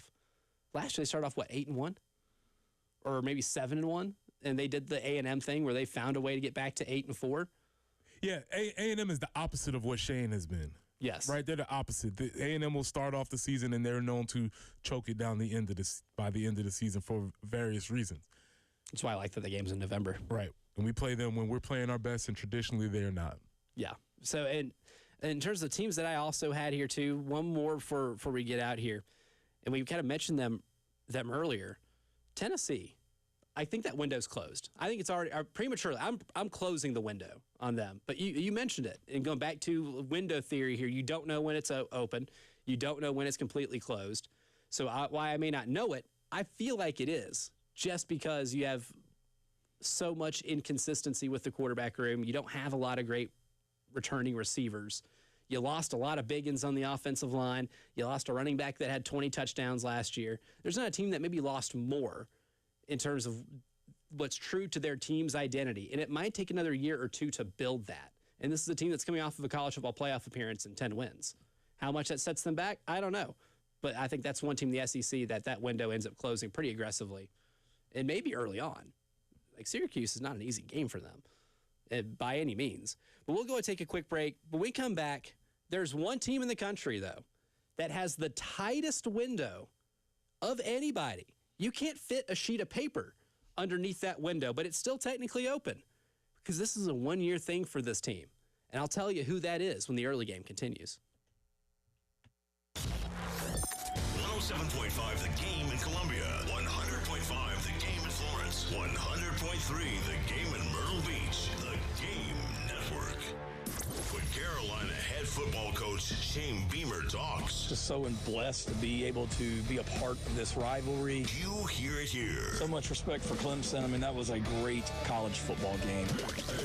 Because it's always Gamecock season on The Game. Broadcasting live from the Herndon Chevrolet studio. Herndon Chevrolet is your hometown dealer. Stop by today or shop online 24/7 at herndonchevy.com. Preston here for our friends at Absolute Glass, the premier glass company of the Midlands, offering auto, home, and business glass repair. So if your glass is damaged, shattered, cracked, or broken, they can handle the job. They'll come out to you, give you a free quote for any job. We've been talking about windows all day today. Is the window open? Is the window cracked? Is it closed? The folks at Absolute Glass might be able to help you with that. So if it's a cracked windshield, that's no problem. They'll come out to your location and they'll replace it for you, usually for free, and they'll work directly with the insurance to take away the headache. Now, if you're at home or if you have an SEC program looking to open or close your windows, Absolute Glass can take care of that for you. Windows, mirrors, shower enclosures. Say it all the time. If you can see through it, Ray and Marianne at Absolute Glass can do it. So check them out online at AbsoluteGlassInc.com, online at AbsoluteGlassInc.com. Hendrick. Love Chevrolet and Love GMC are now Hendrick Chevrolet and Hendrick GMC. Now with an even larger selection and make no payments for 90 days. Visit the new Hendrick Chevrolet and Hendrick GMC in Columbia. With approved credit, see dealer for details. Don't let the popsicles and muddy puddles of summer take over your home. Call Zero Res Carpet and Air Duct Cleaning. Zero Res doesn't use dirt-attracting soap, leaving you a healthy home every time. Take advantage of their summer sale for 15% off all services. That's 15% off carpet, air ducts, area rugs, and more. Just mention me, Elijah Campbell, on 107.5 The Game to secure this deal or book online at ZeroResColumbia.com. And ask about the Zero Res commercial cleaning, too. Zero Res. All they leave is clean. Actual price will depend on product and subscription plan. Featured products are compounded drug products, which the FDA does not approve or verify for safety, effectiveness, or quality. Prescription products require an online consultation with a healthcare provider who will determine if appropriate. See website for details, restrictions, and important safety information. Want to boost in and out of the bedroom? Hims has you covered. Introducing a new 2-in-1 approach to level up your game. Tadalafil for better bedroom performance and zinc for testosterone support. Put it all together and you've got what you need to turn things all the way up. Getting started is simple. Just go to hims.com/radio to start your free online visit. Through Hims, you can access ED treatments including pills, chews, and more. 100% online. No office visits, no pharmacy lines. Just fill out a simple intake form and a licensed medical provider will determine if treatment's right for you. If prescribed, it ships free and discreetly to your door. Find affordable treatment options at up to 95% less than brand names at hims.com/radio. That's hims.com/radio. HIMS.com/RADIO. Hey, this is Paul Romenstein, proud owner of Midlands Landscape and Lawns. Here today with my two sons. Hey, I'm Blake Romenstein. Midlands Landscape and Lawns is a family-owned business rooted right here in the Midlands for over 30 years. And I'm Braden Romenstein. We're not just local, we're your neighbors, and we're going to take care of you like you live next door. From residential landscaping to hardscape design and installation to maintenance and everything in between. Call or visit Midlands Landscape and Lawns today at midlandslandscape.com. Hey, this is Jen Jensen for CHW Cabinetry. My family is using CHW Cabinetry, and they are fantastic to work with. They make sure you're satisfied with every step of the process. Not only do their photorealistic renderings show exactly what your new space will look like, their job site guarantees everyone is on the same page, literally. Experience the CHW difference for yourself. Go to chwcabinetry.com to see more, or call them at 803-520-6837, and be sure to tell them Jen Jensen sent you. CHW Cabinetry, passion from inspiration to installation. This summer, try the new Strato Frappuccino blended beverage at Starbucks. It's the classic blended iced coffee you know and love, now topped with a creamy layer of handcrafted brown sugar cold foam. Available for a limited time. Your Strato Frappuccino is ready at Starbucks. And now, traffic sponsored by Wetzel's Automotive on the Game Network.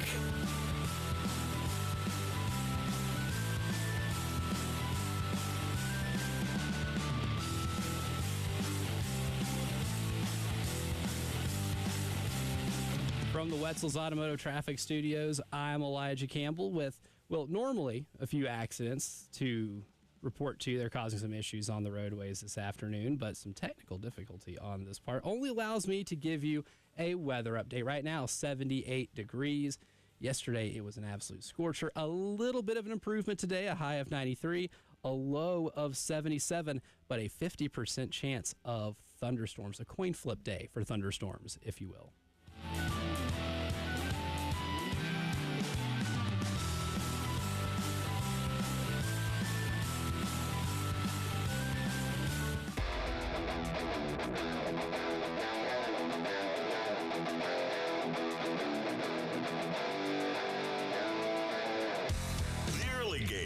Former Gamecock Preston Thorne, Elijah Campbell, and Jen Jensen on the Game Network and streaming on the 107.5 The Game app.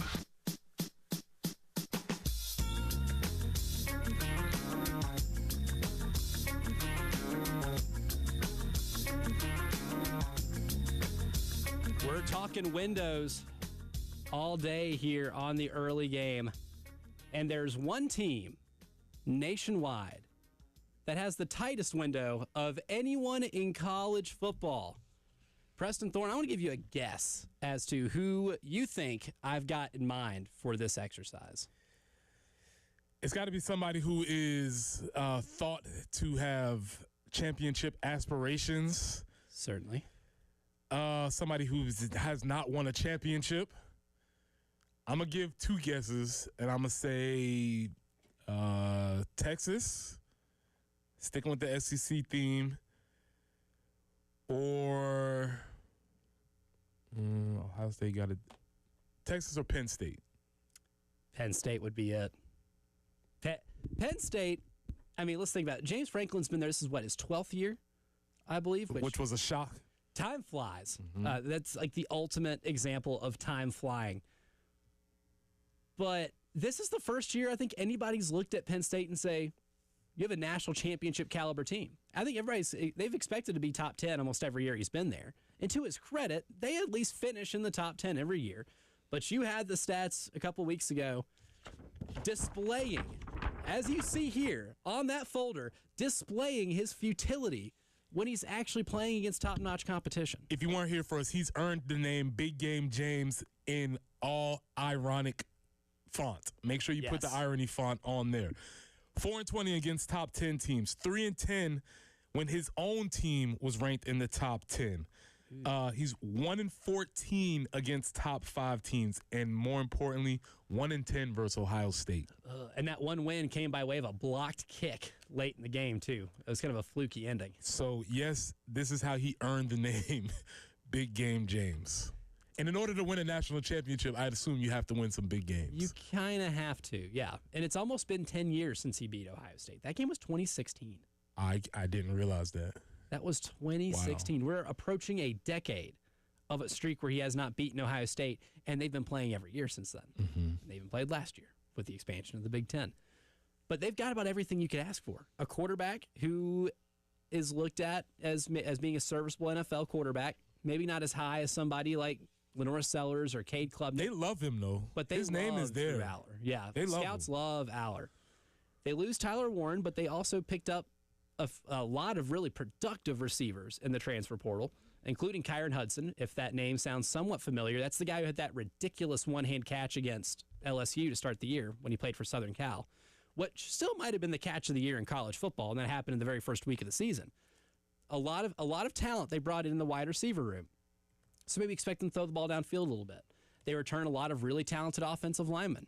I think Phil Steele had them as a potential Joe Moore Award candidate. They have two of the best running backs in the country, and they have two running backs that last year both ran for over 1,000 yards. So the offense is pretty good. Defensively, you lose Abdul Carter, who might have been the best overall player in the draft last year, but you replace him with 5-star guys, a lot of experience on the interior of the defensive line, and what is considered to be one of the more elite secondaries, turnover-forcing secondaries in college football.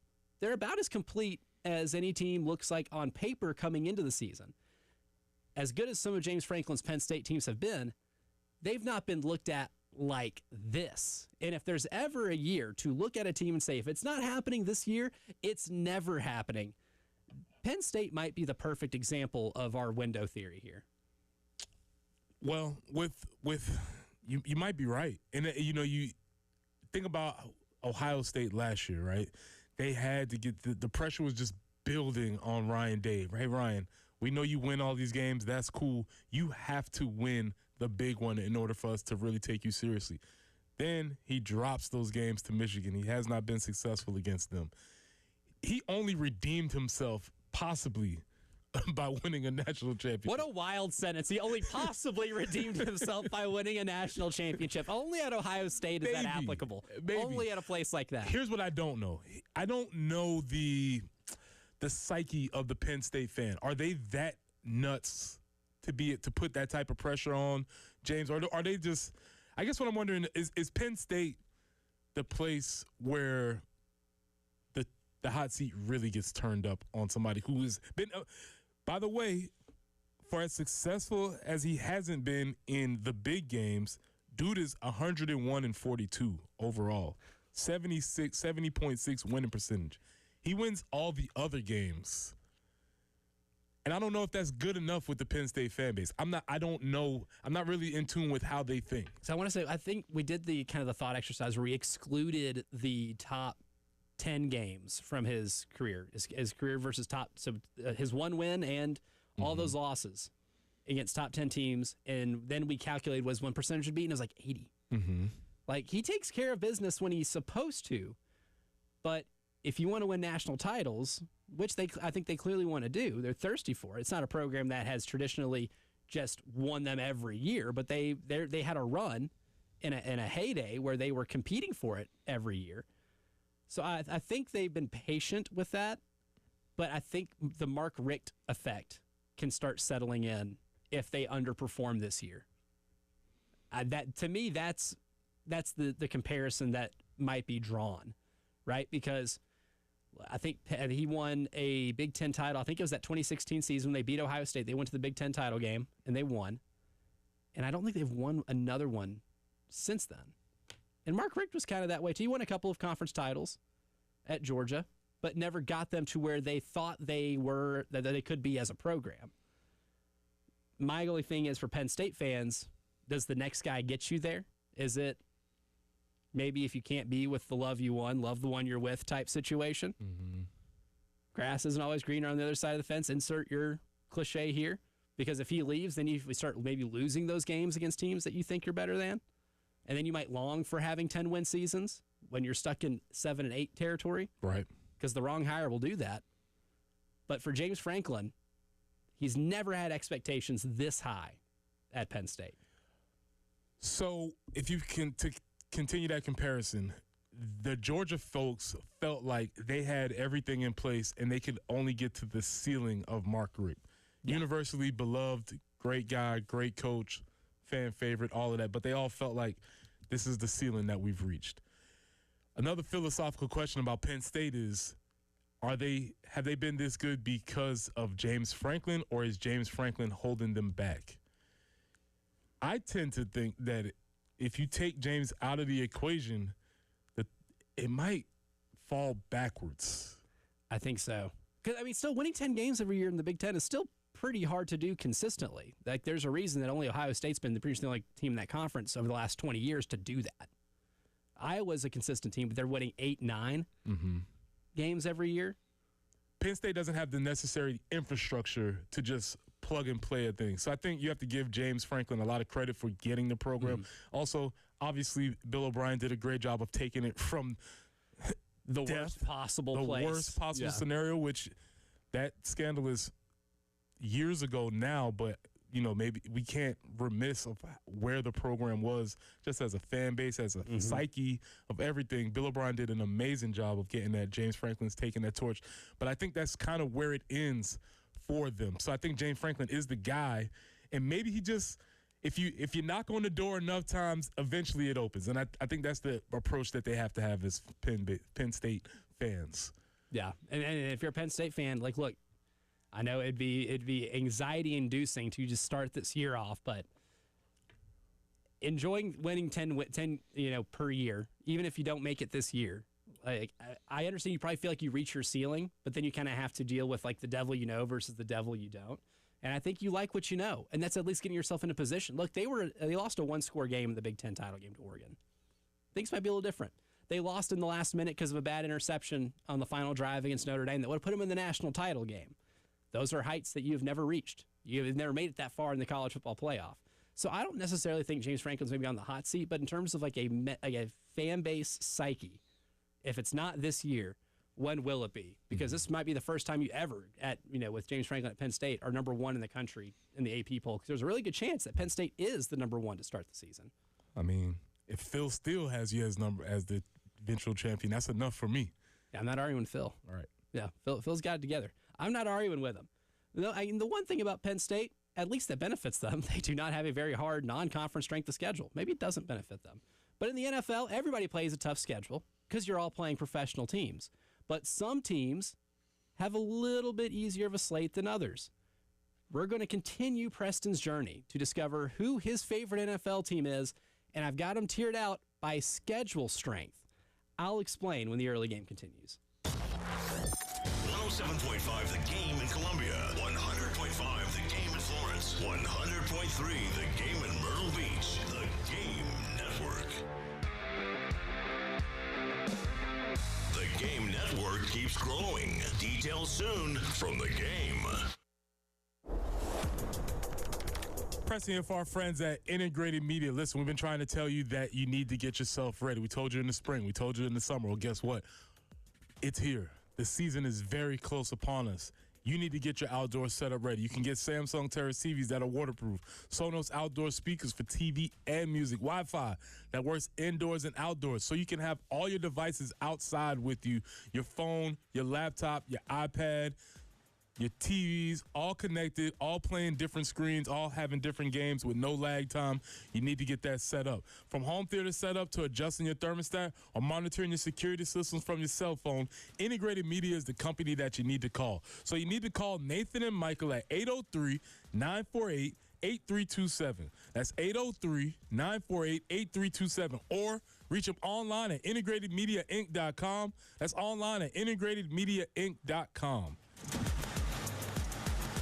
Sponsored by Lowe's. Pro Savings Days are back at Lowe's. Right now, get a 4-piece GE kitchen suite for under $2,000. Shop big deals in-store or online today. Valid through 8/1. Selection varies by location while supplies last. Discount taken at time of purchase. See sales associate for details. Powered by Integrated Media. The Game TV. Sponsored by Shepherd's Glass. For auto, home, and commercial glass. ShepherdsGlass.com. In Chapin and West Columbia. The Game TV. Sponsored by Shepherd's Glass.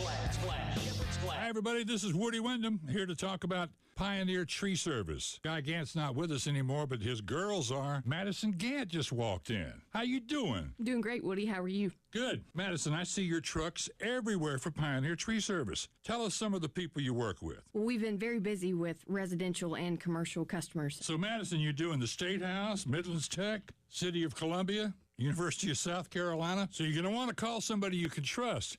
And that is the Gant girls at Pioneer Tree Service. And now there's a new little Gant girl, Dawson. We got all the Gant girls in the room. We do tree removal, stump removal, tree pruning, tree trimming, tree thinning, tree cabling, and we will raise your tree canopy. And no matter where you live, the Gant girls can get there. So, hey, Gant girls, how do they get in touch with you? Call us today for a free estimate at 803-794-8253. Or check us out online at pioneertreesc.com. When my wife and I got married after both graduating law school, we didn't have 2 nickels to rub together. Ultima had to give me her gas card just to drive home. We never could have imagined that one day we would have the largest injury firm in the world and $25 billion in money collected and counting. As good Catholics, we had 4 children fast. They all work in the firm today. Our family protecting yours. I'm John Morgan of Morgan & Morgan. But our greatest gift was years away, grandchildren. Today we have 6 and counting. It's the greatest joy that we have ever experienced. I think about them all day long. Our family promises to protect your family should you need us.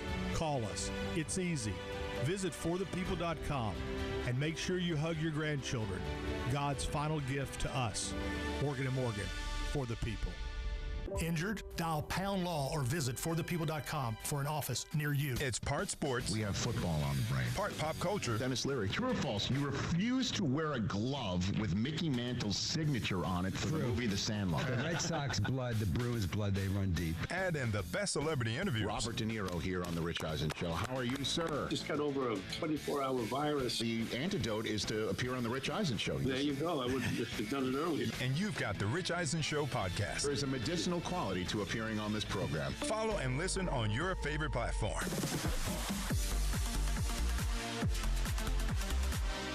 Hate paying for streaming? Well, the 107.5 The Game app is free. Yes, free. Just download the 107.5 The Game app. And now, traffic sponsored by Wetzel's Automotive on the Game Network. From the Wetzel's Automotive Traffic Studios, I'm Elijah Campbell with just 2 accidents to get to. They're causing some issues on the roadways this morning, starting with one on Faro Road at Highway 555 near Hardin Street. Also have another one on 77 northbound after Shop Road near Exit 6. And in terms of the weather today, 77 degrees right now. A nice little reprieve from yesterday as the high looks to be about 93. Also 50% chance of some thunderstorms later this afternoon.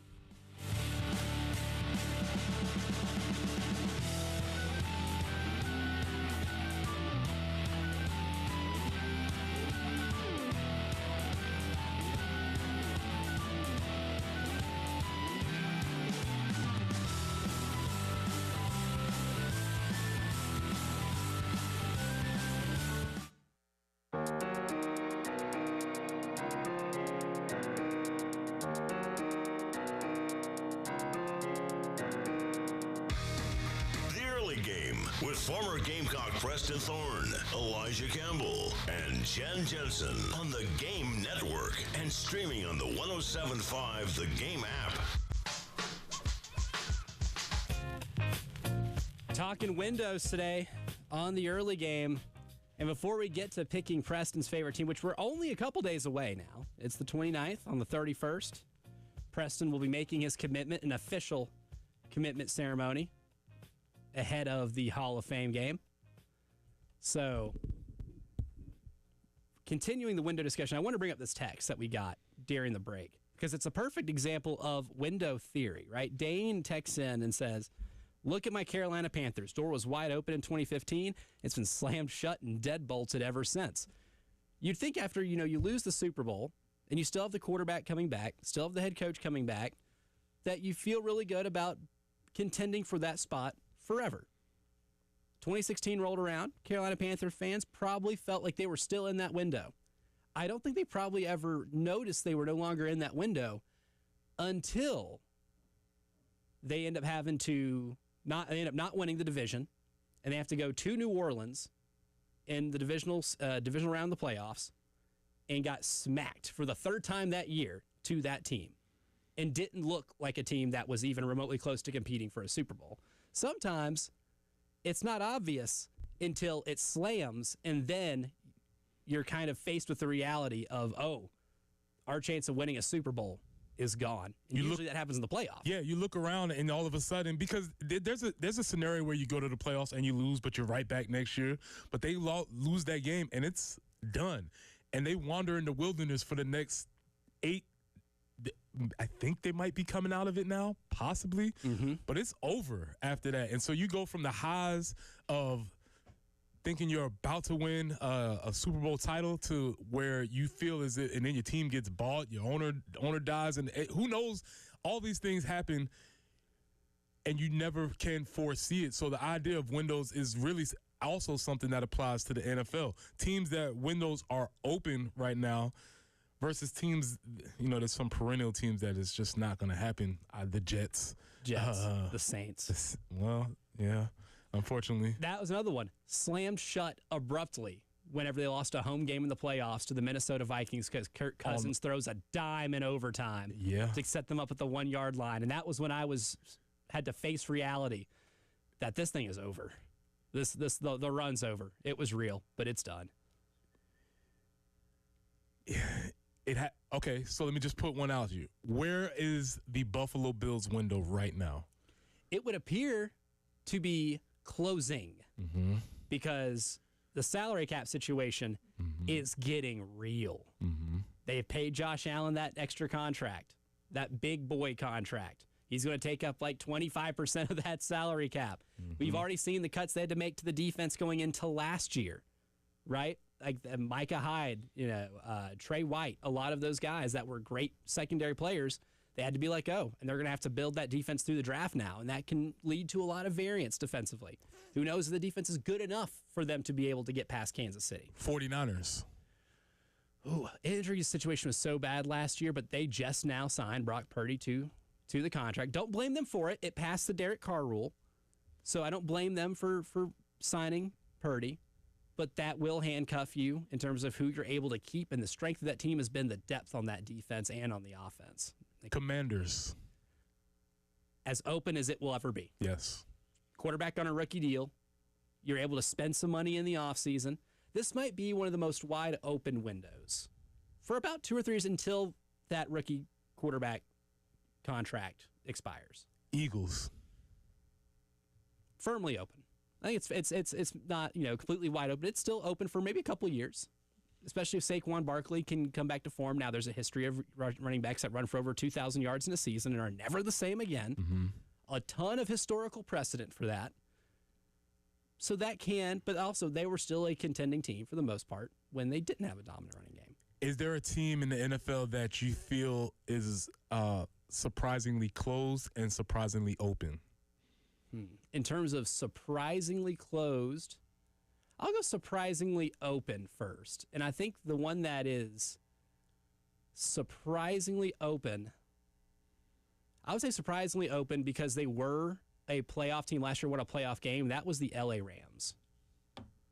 Now they have an older quarterback, but they've been able to kind of supplement the team around them. And they got lucky last year. They won a lot of one-score games, so that can obviously backfire. But I think their window's open for an additional year. And whenever they sold out all their draft picks for that one Super Bowl, you figured that was the window closer. They sold out for that one Super Bowl. I did not expect them to be a playoff team last year. Let me add on to that. Detroit Lions. Detroit Lions are on the teeter-totter, right? It's closing. It's right. They're at the top of the. It was fun. I was thinking about it as a fan. It has been a lot of fun to be a Detroit Lion fan for the past 2 years. Unexpected, awesome. Winning games. Fun on offense. This will be the first year I don't think it's fun to be a fan because they have expectations now, and that window is getting they have to get it done. The expectations are there, so that's an interesting one. Vikings, stained glass, and it's like half open because you have. If J.J. McCarthy has a really good year and you win 12 games, or you win the division, or maybe you go as in the playoffs as a wild card and win a playoff game, and you still have that quarterback under the rookie deal, it's all hinging on J.J. McCarthy. Yes. So we talked about the stick in the window. The stick is J.J. McCarthy. Yep. If he's good, they have a chance to be great. Absolutely. If he's not, which there's several reasons why he wouldn't be. One, injury. Two, we didn't really ever see him throw the ball at Michigan, so we're not sure what he is. They didn't rely on him to throw the ball that much. I loved him because he made one uber athletic play against Alabama. And that's one of the wildest throws I've ever seen in my life. I'm still amazed that got completed. Yeah, I was sold after that, but he's the stick. All right, search your brain really quickly. A team that's surprisingly closed. A team that it is surprisingly closed. I don't even know if it's surprising anymore. The Bengals are definitely kind of in that. The Dolphins, I think, has slammed shut. Yeah. There's a lot of real dysfunction there. Maybe in terms of surprisingly open, I'd throw the Packers in there too. Now, the more that I think about it, but the team whose window is surprisingly shut. Man, part of me kind of wants to say the Chargers. I think that's all kind of hinging on Justin Herbert because now he's got that big money deal. They had to get rid of Nick Bosa, which of course injuries kind of forced their hand there. The Chargers had a roster the last few years, and they're always that team too that I go into every year. I'm like, I like what you have roster wise. You should be better than what you are. Maybe that one is more closed than people think. All right, last one. Not for nothing. I'm just randomly asking, not for any particular reason. It's just randomly came up. Asking for a friend. What do you think about the Falcons window? just asking, just wondering. I would say the Falcons window, it's a little open. You're in the NFC South. The only closed window in that division right now is the New Orleans Saints. Panthers, it's a little open because you still have a quarterback on a rookie deal who showed improvement. A lot of the rest of the team improved. The Falcons and Buccaneers, it's still open because you're the favorite to win that division. But if Michael Penix hits, then you've got a few years of a quarterback on a rookie deal when he's a little bit older, a little more mature, and maybe he's in the prime of his career a little quicker. I'll make sure I tell my friend that. Yeah, make sure you tell your friend. How much of an importance is strength of schedule to you? How much do you want to freak out on Sundays? Yeah, I don't care. I don't care about strength of schedule. I'm gonna go. Give me a 2 on that. We're all in the NFL. We'll play whoever. Well, you dodged the Falcons, I will say. Okay. You dodged the Falcons because the Falcons were tier 4. Okay. Colts, Jets, Cardinals, Panthers. Now, this is all based on opponent winning percentage from last year. So the teams in tier 2 are spots 24 through 28 in terms of opponent winning percentage from last season. Let's do this. Let's go ahead and eliminate the Colts. Okay. Eliminate the Colts. That's very fair. There's no window there. None. Let's go ahead and eliminate the Jets. That window is permanently closed because Jets. Mm-hmm. Panthers are not eliminated yet. There's some. You're going to give people's hopes up. I'm not getting people's hopes up, but they're not eliminated. So out of those, Colts, Jets, and no, it was the Cardinals? Yep, the Cardinals are already eliminated. Yeah, get them out of here. I don't love something about Kyler I just can't buy. Can't buy Kyler. He's an amazing athlete, awesome. You see him running around there. I love all the memes about him running around like a toddler that just stole a piece of candy or something like that. I love it. Something I can't buy on him. So go ahead and eliminate them. So out of those, let's keep the Panthers alive. Panthers are still alive, and so is the second hour of the show, but we'll conclude that next here in the early game. 107.5 The Game in Columbia, 100.5 The Game in Florence, 100.3 The Game in Myrtle Beach. The Game Network. The Game phone lines at 803-404-6100. Sponsored by AAA Heating and Air. Now offering 12-month payment plans on all HVAC or electrical repairs with no credit check. Online at callAAAtoday.com. A lot of things in life can be weighing you down, forcing you to lose sleep, and be just a dark cloud over you all day. Kind of like what it was in Columbia for a little bit. It didn't storm like it's supposed to, but there was a dark cloud kind of lingering. Taxes sometimes can be that cloud. Kind of just follows you, makes you feel gloomy. But the Ecton Law Firm, they're here to take that away and make your tax situation reflect maybe more sunshine and in the 70s and 80s. They can take the stresses of those taxes and take care of them. Set up a free consultation today if that's something that's bothering you. 803-771-9800, because the Ecton Law Firm is a local team, and they're always resolving your income or business tax issues, and they do it for good. They understand those issues, and it's what makes John Ecton and his team ready to offer you the peace of mind that you know you deserve. Again, hit them up by phone, 803-771-9800, or you can always go online and visit EctonLawFirm.com. That's ECTONLawFirm.com.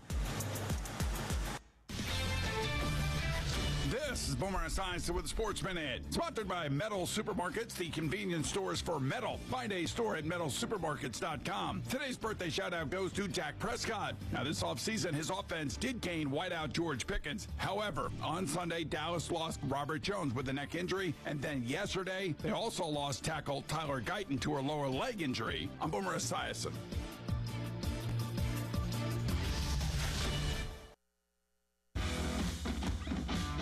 You've got real work to do. Metal Supermarkets will help you get it done fast. With a huge variety of metals in stock, we can help no matter what job comes your way. And we cut to size, because just like taxes and BS, we think metal is better when cut. Metal Supermarkets, the convenient stores for metal. Find a store or shop online at metalsupermarkets.com. If you could hear Old Spice Fiji Antiperspirant, what would it sound like?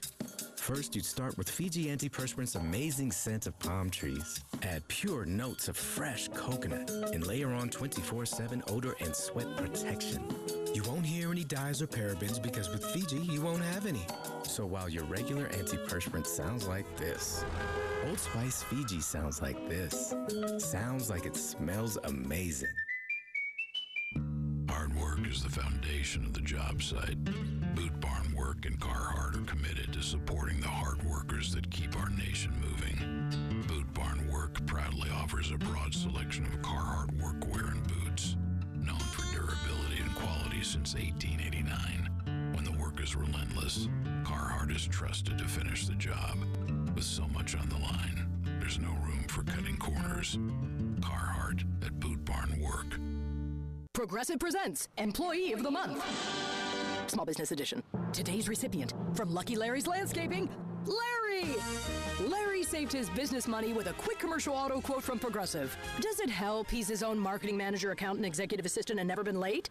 Technically, yes, but saving really put him over the edge. So, Larry, give Larry a round of applause. Be your own Larry. See if you could save in as little as 7 minutes at ProgressiveCommercial.com. Progressive Casualty Insurance Company and Affiliates. We can secure our world. Don't just use a password alone. MFA sends a call or text a code to your phone. Learn how to use multi-factor authentication at CISA.gov/secure our world. I'm Shanola Hampton. I support the Feeding America network of food banks because they help provide over 6 billion meals to people in need each year. Learn more at feedingamerica.org. Are you prepared for an emergency or disaster? Because it's not a matter of if, but when. Don't find yourself saying, when the storm rolls in, my time to find a pet-friendly evacuation center will have run out.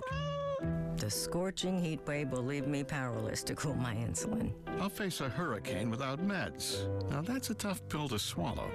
Let's prepare so we all have a better story to tell. Get started at ready.gov/older adults. Brought to you by FEMA and the Ad Council.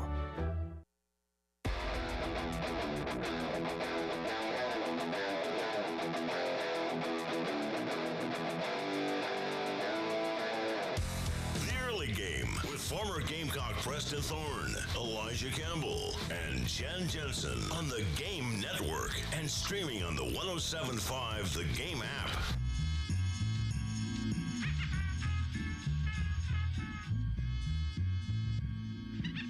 I stared life in the face, man. I stared, man, you think I'm playing when I tell you I'm God's guy. I really am. I'm allowed to go through these trials and tribulations so that I could touch and reach and bless people with my words, with the energy, with that thing that God gave me. So I never thought about no death. You know, I had to make a will because I want to be a business. I want to be a good steward, you know, for my kids and for my family. But no, I got too much life to be thinking about death. Too much life. I got too much life in me, and I got work to do. We got to win the third championship. You talking about death? No. God definitely ain't getting ready to take me before that. That was Deion Sanders yesterday at his press conference, and he's definitely one of the winners of today's show. One of those things, too, where he announced yesterday that he had a cancer diagnosis and that he has since been cancer-free. That's on the good end of the spectrum right here. If we want to talk about winners in college sports this week, Deion Sanders definitely a winner. And there was a lot of really good points. I watched it when they aired it on ESPN Radio yesterday, and I watched a good chunk of it, and it was definitely a pretty sobering thing for him to be able to go through that this offseason, a lot of which nobody knew of. Right. And thankfully, that press conference yesterday that he had with the medical team at Colorado, mentioning that he had cancer but has since been cancer-free and expects to be on the sideline. Right, and I would say that I appreciate them going through the whole process and laying out and being fairly transparent as much as they felt comfortable with, so that the media, us, whoever, didn't have to speculate or think about or come up with conjecture about what was wrong or what was happening and what the future would be. So props to them for that. We'll see where it goes. Obviously, we know that is a very difficult diagnosis. Mm-hmm. The truth of the matter is, oftentimes, it's temporary. As we're moving forward, talking about Ryan Sandberg, rest in peace to Ryan Sandberg. He was diagnosed with prostate cancer 2 years ago or a year ago. Felt that he was cancer free. It's not how it always works. Came back, spread, and unfortunately, they haven't announced that that's the specific cause, but I would imagine there's something along those lines. So those are sort of, in the sports world, those are sort of two sides of the cancer coin, because if we can't unite against anything else, as a society where we don't agree on anything, right? I think we can all agree that our one of our biggest opponents is definitely cancer, and we did get good news yesterday and bad news. And, of course, for those who don't know, I didn't find out till this morning, Ryan Sandberg, Cubs legend, MLB Hall of Famer, passed away yesterday, a one-time MVP, home run derby champ, 10-time All-Star, 9-time Gold Glove, 7-time Silver Slugger, one of the best infielders in the history of the game of baseball, and an icon for what is one of baseball's more beloved franchises. Yes, and I think it's special to mention that, because I think for a generation, probably my generation and maybe a little bit older, when everything wasn't readily available, you could always watch the Cubs and the Braves. WGN. Right, WGN was always on, and so it's just weird. I found myself naming off players for, it's like Ryan Sandberg, Mark Grace, the Hawk, Benito Santiago, Sean, like all these dudes that you just kind of know just because baseball was on and you're watching. You kind of have a growing affinity for teams, even though they might not have been your favorite team, but you're watching also national leaguers, all of those different reasons. So I think for a specific growth, people's like, man, Ryan. And then, always the little trivia. His name's not Ryan. It's Ryan, right? That's always a little piece of trivia that you always had in your back pocket when talking about how good he was. And I guess as you were listening and I was reading about him, I knew he was good. He was he was great. To be one of the best players of an entire decade. Yeah, I guess I might have shortchanged him on that. So yeah, and also I saw one of his notable thing: 40 home runs in 1990 before pre-juice era. That's right. Did the old-fashioned way. Right. So rest in peace and rest in peace. I know a lot of Cubs fans take that one pretty tough. Yeah, absolutely pretty tough day for Cubs fans, baseball fans, and people that cheer against cancer in general. Before we exit the hour right here, remember, Firehouse Subs today from 9 to noon, Orangeburg location, 133 Magnolia Village Parkway. I'll give you more information on that in the second hour, or third hour, and a whole lot more here in the early game. What time is it? Broadcasting live from the Herndon Chevrolet studio. Herndon Chevrolet is your hometown dealer. Stop by today or shop online 24/7 at herndonchevy.com. Look, I may not know what time it is, but I do know that the summer is flying by. We only have a couple days of July left. By the end of this week, it will be August. So no better time than right now to take advantage of Zero Rez's once a year special. That is 15% off the summer sale. 15% off carpet, air ducts, area rugs, upholstery, tile and grout, all for 15% off. It's an incredible deal. I love an incredible deal. Don't let this one go to waste, and let Zero Rez take one thing off your plate so you can enjoy the rest of the summer a little more because you have a cleaner, healthier home. You say healthier home. Elijah, what does that mean? That means Zero Rez uses no harsh chemicals. Zero Rez is in zero residue and zero harsh chemicals. It goes a lot of ways here. It's a clean that's safe for your family and your pets. That is something we are all striving for as we approach the fall. That way your house is a little cleaner for football season. Schedule online, ZeroRezColumbia.com. Zero Rez, spell it backwards or forwards, it's the right way to clean. This report is sponsored by Carolina Conditions Home Services. Carolina Conditions Home Services specializes in generators, drains, and electric car chargers, making them your one-stop shop for all your comfort needs. Visit their website at carolinaconditions.com or call 803-233-7172 for expert service you can count on. Sponsored by Metz Plumbing. 844-732-DRIP. If you got a problem, it just won't quit. And you need a plumber, Metz Plumbing, MetzPlumbing.com. Life matters. My oldest daughter chuckled as we walked across our front yard. "Daddy," she said, "I can tell you put these walking stones down when we were little kids. They used to be spaced just right, but now I cover 2 at a time." Well, things change, things grow, and we forget to update our surroundings. Like my paving stones, instead of adjusting to the change, we walk the old paths, unaware that we're actually being hindered by something that doesn't fit anymore. As I grow older, I like change less and less. The only change I seem to welcome is a change back to the good old days, whatever they may be. I'm trying to learn to reverence the past without reversing the future, and that doesn't happen easily. I have to keep reminding myself that the only thing that doesn't change is God, but then He doesn't need to. This is Stephen Chitty. Remember, friends, life matters, and so do you. Powered by Integrated Media, The Game TV. Sponsored by Shepherd's Glass. For auto, home, and commercial glass. ShepherdsGlass.com. In Chapin and West Columbia. The Game TV. Sponsored by Shepherd's Glass. Shepherd's Glass. And now, traffic sponsored by Wetzel's Automotive on the Game Network. From the Wetzel's Automotive Traffic Studios, I'm Elijah Campbell with a few accidents here to report to you. They're causing some issues on the roadways this morning, starting with one on Highway 262 at US 378, US 76 and Gardner's Ferry Road. We also have one at Killian Road at I-77. That one's been an issue here for the last 30 minutes or so.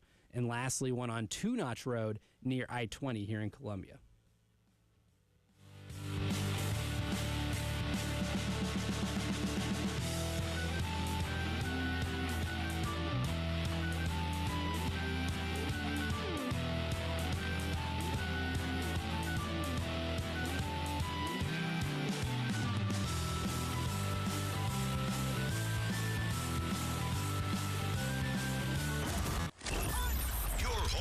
Gamecocks. 107.5 The Game. WNKT Eastover, Columbia. A Cumulus media station.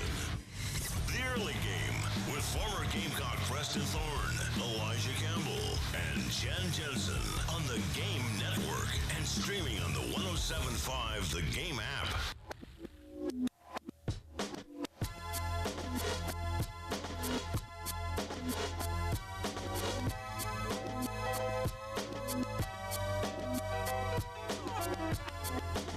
Hour 3 of the Early Game starts right now. I'm Elijah Campbell. He's Preston Thorne. We have a fun last hour for you, talking windows, and we'll be talking special teams at 8:30. Gamecock great Ryan Suckup, and the answer, I guess, to many people's question of you have a 50-yarder for your life, former Gamecocks kicking it.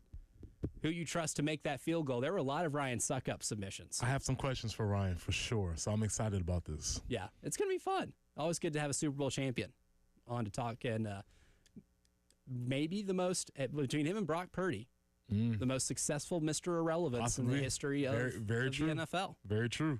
So he'll be coming on with us here at the bottom of the hour. And, of course, after we go off the air from 9 to noon, Tyler Head, and then, of course, the fellas at Gamecock Central will be at the Orangeburg location of Firehouse Subs. That's at 133 Magnolia Village Parkway. Don't want to miss that. And if you're in the Orangeburg area, go get you a radio show and a sandwich. It's a good deal. It's a really good deal. So that's a whole lot to look forward to here on these airwaves here in the next couple of hours. We're talking windows today. And that's kind of been the theme of the show so far.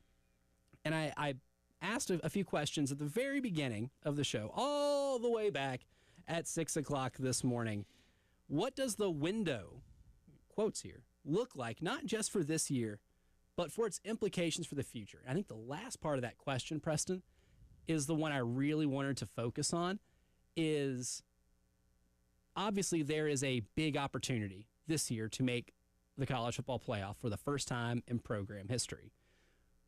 But what Bill Connolly, I thought, very well pointed out was that under Shane Beamer, we haven't had top 20 finishes in SP Plus here in South Carolina since he's been here. They were 49th in the year that they went 7-6, and that honestly maybe Shane's best coaching job in 2021. Cracked the top 20 in 2022 because of a fantastic ending to the season. Regressed back to 50 in 2023, and then you were 14 last year. This is a really big year to prove that your window is Lenora Sellers proof. To be able to win this year and then say, hey, look, we're building a program. It's not just a player. We're building a program here. Right, and being able to maximize the opportunity that you have and capitalize on the idea of being hot. You know, strike while the iron's hot. The iron is as hot as it's ever been because of the fact that you have that dude calling plays, running the ball, throwing the ball for you in and out of the pocket. That means that you have to take advantage of it because we have a history of being in windows and through either our own fault, through the serendipity of the universe, whatever you want to call it, the window shuts. And that's some of the generational Gamecock PTSD that exists around us. Again, I was part of a team. We pull ourselves out of the basement. We're getting up. We win the Outback Bowl. We win another Outback Bowl. Everybody's coming back. We are here. We are ready to take this thing to the next level. Ranked top 10, I believe, coming into the season. Very opportunity to be successful. And a lot of people could point to the David Pollock play essentially in the end zone in that particular game against Georgia. Shuts the window for the program. We go 5-7 that year. 5-7 the next year, 6-5 the next year. We kind of wallow in mediocrity for the next 3 years after that when that window was so wide open. Some people would look at the Steve Spurrier idea. 2010, 2011, 2012. We made it. We finally sustained. 2014 happens. Kenny Thrill comes in. Kenny Thrill might be the person where you look at and say, he's a window closer. Shut the window. It's over. We can't plan for these things to happen. And that's the whole concept about these windows is you don't know when it's opening and you definitely don't know when it's closed. And you don't know it until it happens. And sometimes it smacks you in the face.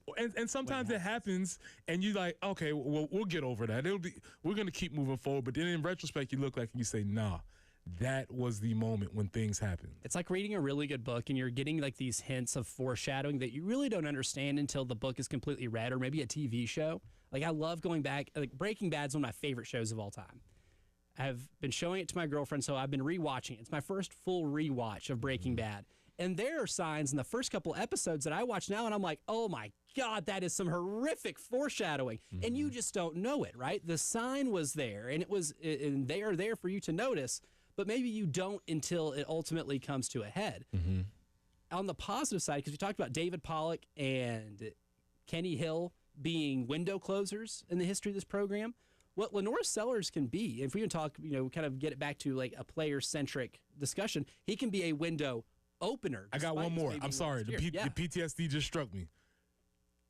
Jake Bentley breaking his foot against North Carolina. And if you want to put a person to it, who's the quarterback for North Carolina? Sam Howell. Sam Howell. Sam Howell. Sam Howell, window closer. That game ends. Sam Howell drives. I think they had like a 99-yard drive.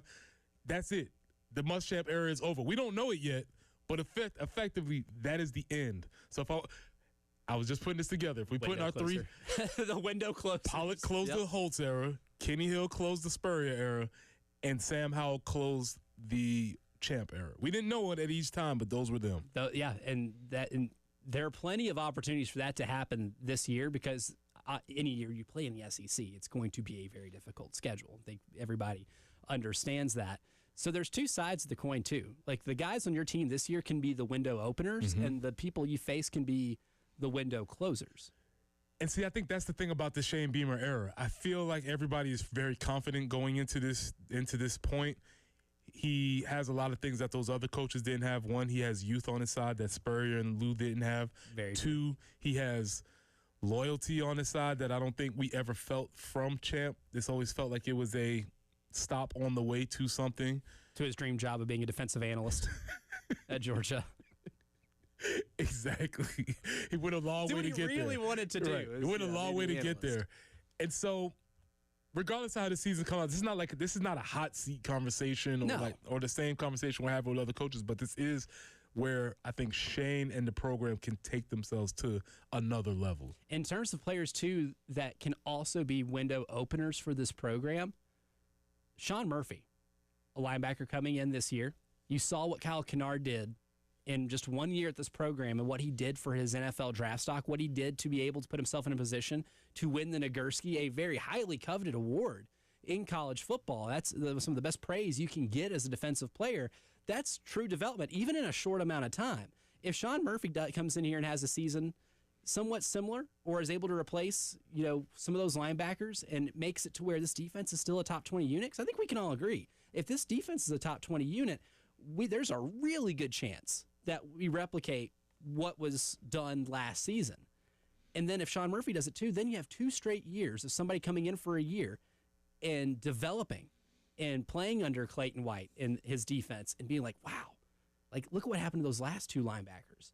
That could happen to me too. So if you're a linebacker that has like this breakout year at a place like Marshall, right, where you get 125 tackles and, 15 for loss with 7.5 sacks, why wouldn't you want to come to South Carolina to elevate that, right? And then you get to the point as a program where you're not rebuilding, you're reloading every year. You get yourself into a position the way some of the best programs in the sport are to where they can sustain big losses. Like Ohio State's sustaining a lot of big losses. I believe they only have like 3 starters on the defensive side of the ball returning this year.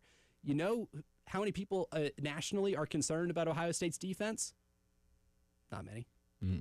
Because they go, and the guys that are filling in those spots are also incredibly talented. It's funny. It's funny you say that because I was looking at Bill Connolly and they had the continuity table right? It was just talking about guys that are returning and trying to make sense of the table.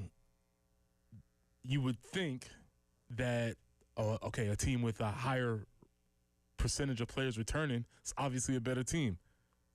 Not so fast, my friend. Not always. Not always. In the SEC, Vandy has the highest percentage of players returning. One of the highest in the country. Yeah. It's like almost 80% of the team. Is anybody picking Vandy to be the winners of anything? Not I. Right. Some of these teams had a lot lower.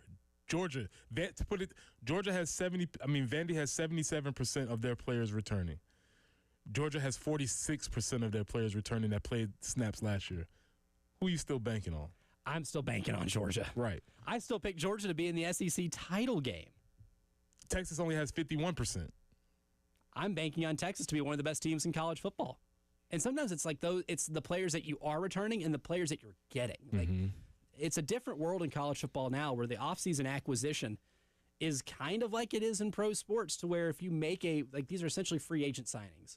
Some of the hottest teams going into every year in the NFL have big free agent classes, or the NBA, they have big free agent classes. Major League Baseball, like we all thought a little differently of the Dodgers when they signed Shohei Ohtani in the offseason, right? That kind of changed your perception. Ohio State's become, like, if we want to bring it back to college, like Ohio State landed Bo Atkinson, a guy that South Carolina was very much so in on. That defensive end from North Carolina, 7.5 sacks last year, was one of the more highly coveted portal prospects in the spring cycle. Ohio State got him. And Ohio State just does that. They will replace NFL talent with NFL talent. And if you show year after year that you're able to do that for somebody, you make yourself more appealing. And then it's not just about what some people would say is just the bag, right? It's not just the bag that people are chasing. They're chasing the opportunity.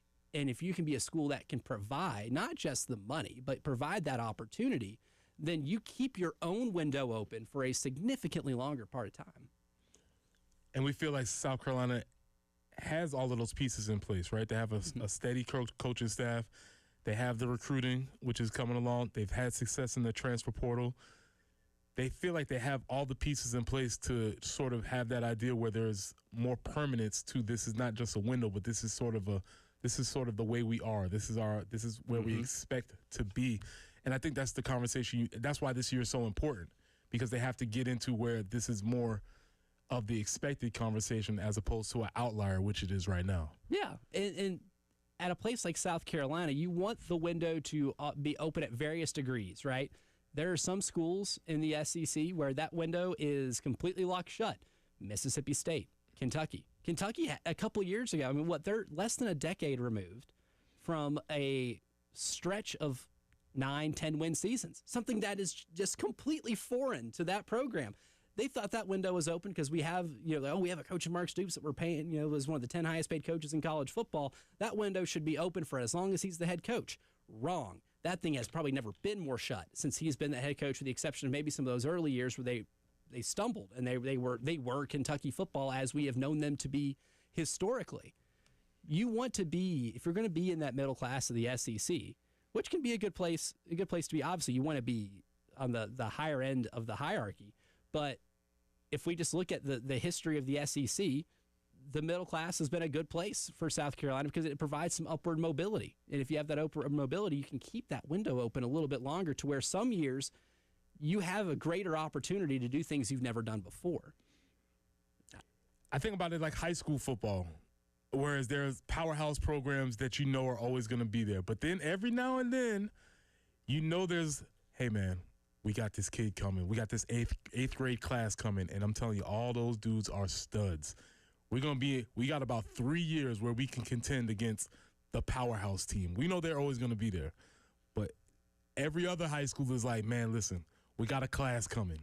Man, you don't know about those seventh graders that are ready.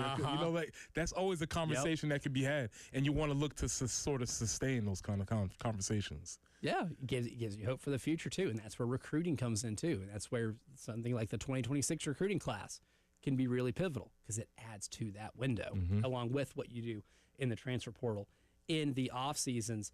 Message board mayhem coming up, and we need to address something. floating around on a particular Gamecock message board. We'll dispel it. It got a lot of downvotes, so I feel like I don't necessarily have to do this, but I think we need to. I'm hip because I don't know what this is, so I'm excited about this. That's next here on the early game. 107.5 The Game in Columbia, 100.5 The Game in Florence, 100.3 The Game in Myrtle Beach. The Game Network. Sterling Sharp is becoming the first ever Gamecock inducted into the Pro Football Hall of Fame. Roofing All-Americans and 107.5 The Game are giving you the chance to go. 4 listeners get the opportunity to win 2 tickets to the enshrinement ceremony, plus 2 tickets to the NFL Hall of Fame preseason game the next day. Just go to sterlingsharp.roofingallamericans.com to get more info.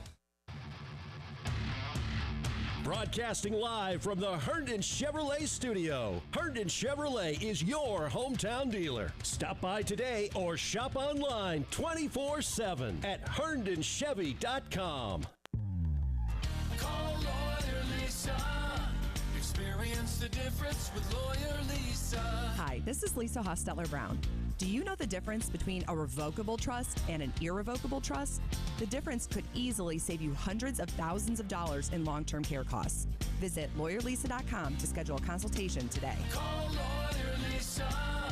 Experience the difference with Lawyer Lisa. 7511 St. Andrews Road, Irmo, South Carolina. Daddy, you need a trust. It's the Hendrick Chevrolet Countdown to Kickoff. 33 days away. Love Chevrolet is now Hendrick Chevrolet. Choose from an even larger selection of new Chevy trucks, SUVs, cars, EVs, and certified pre-owned. Visit HendrickChevroletColumbia.com. Together, let's drive. If you've been staring out at your backyard thinking, we ought to do something about that, now's the time. Midland's Landscape and Lawn handles everything from landscaping and sod to patios, fire pits and pools to pool houses and full outdoor makeovers. They'll walk the property with you, help you figure out what makes sense, and then get to work. Call Midland's Landscape and Lawn today. The estimate is free, and so are the ideas. They'll treat you like you live next door. MidlandsLandscape.com. The difference between an average morning and a Hardee's morning is hearty goodness that lasts till lunchtime. Like Hardee's smoked sausage biscuit. Split Hillshire Farm smoked sausage on a made-from-scratch buttermilk biscuit. And our Frisco breakfast sandwich with cherrywood smoked bacon or ham on toasted sourdough. Hardee's. Goodness in the making. Download the app and join my rewards for special offers. Available for a limited time at participating restaurants. Powered by Integrated Media, The Game TV. Sponsored by Shepherd's Glass. For auto, home, and commercial glass. ShepherdsGlass.com. In Chapin and West Columbia. The Game TV. Sponsored by Shepherd's Glass. Shepherd's Glass. It's part sports. We have football on the brain. Part pop culture. Dennis Leary. True or false? You refuse to wear a glove with Mickey Mantle's signature on it for the movie The Sandlot. The Red Sox blood, the Bruins blood, they run deep. And in the best celebrity interviews. Robert De Niro here on The Rich Eisen Show. How are you, sir? Just got over a 24-hour virus. The antidote is to appear on The Rich Eisen Show. There you go. I would have just done it earlier. And you've got The Rich Eisen Show podcast. There is a medicinal quality to appearing on this program. Follow and listen on your favorite platform. 75 years. One reputation. Too tough to tame. The Lady in Black doesn't care who you are. Rookie or vet, playoffs favorite or long shot. 75 years of scraped walls, battle scars, and history made the hard way. This Labor Day weekend, be there to write the next chapter of the Cookout Southern 500. NASCAR Playoffs weekend at Darlington Raceway, August 30th and 31st. Get your tickets now at darlingtonraceway.com. AAA Heating and Air is known for their industry-leading value-added approach to HVAC repair. Their easy payment plans on repair services give customers up to 12 months with no credit check. AAA Heating and Air now offers electrical repair payment plans for up to 12 months too. You heard me right. If your HVAC system is broken or your home needs an electrical upgrade, AAA Heating and Air can help. They will get your repairs done without stressing your budget with payment options for up to 12 months and no credit check required. If you're the homeowner, all you need is a valid bank account. So don't wait. Call AAA Heating and Air today at 803-677-1500 and get your comfort back on track. Tell them Jay Phillips sent you. AAA Heating and Air, comfort you can trust. AAA Air when you need us. AAA Heating and Air. And now, traffic sponsored by Wetzel's Automotive on the Game Network.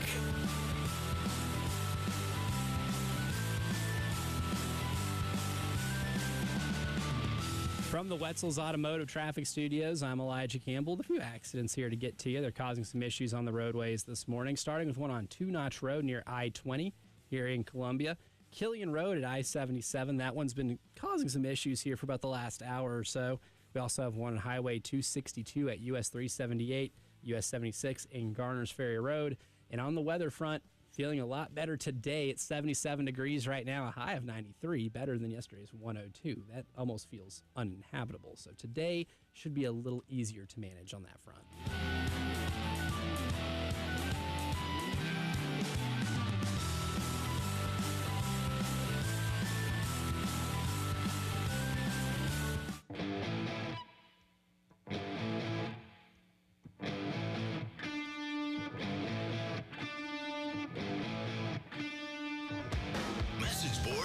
Sponsored by the Miles Agency. Call for a free quote today. 803-798-4600 on the early game on the Game Network.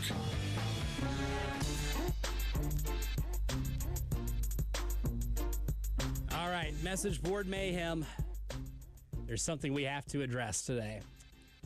And it's becoming, I think, in fandom of all sports, it's not just a college sports thing. I think it's a fandom thing anywhere. And it doesn't just pertain to this particular social media app. But I'm going to read this. We're going to get this out of the way. This is on the Big Spur message board. And here's the thing. Don't necessarily know if someone's being facetious or not. They didn't hit the irony font? The irony font was not typed, so we can assume the assumptions can be made. It says, I know Beamer is a player's first coach, but the amount of players I've seen dancing on TikTok lately is a little concerning. Especially since fall camp starts in a damn week. Guys better lock TF in. Oh, I love this. This is right up my alley. This is so good on so many levels. First off, normally we point the message board mayhem gun at every other ridiculous fan base because obviously we're not ridiculous. Right. It's only them. It's not us.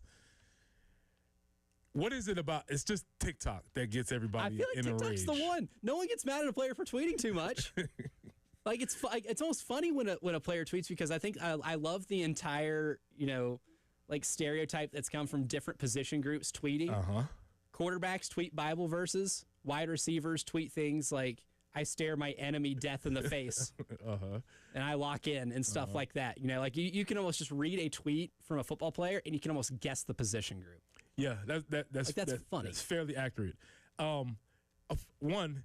If they were to be doing TikTok dances, let's say if we just take this approach, if they're doing dances on the TikTok, right? I like that. If they're doing dances on the TikTok, this is the week they should be doing it. Yes. Yeah, because they're not in camp. They do not need to lock in a week before camp. That's what camp is for. It's for locking in. They have this whole week. They had time off. They have time to do whatever they want to do. So if you were to take that particular form of logic, this is the exact time when they should be doing all of the TikTok dances. Because, no, you don't need to lock in a week before camp because that's what camp is for. And you've already been training all summer. So I disagree with that. Even if we were to even use that set of rules, it's still wrong.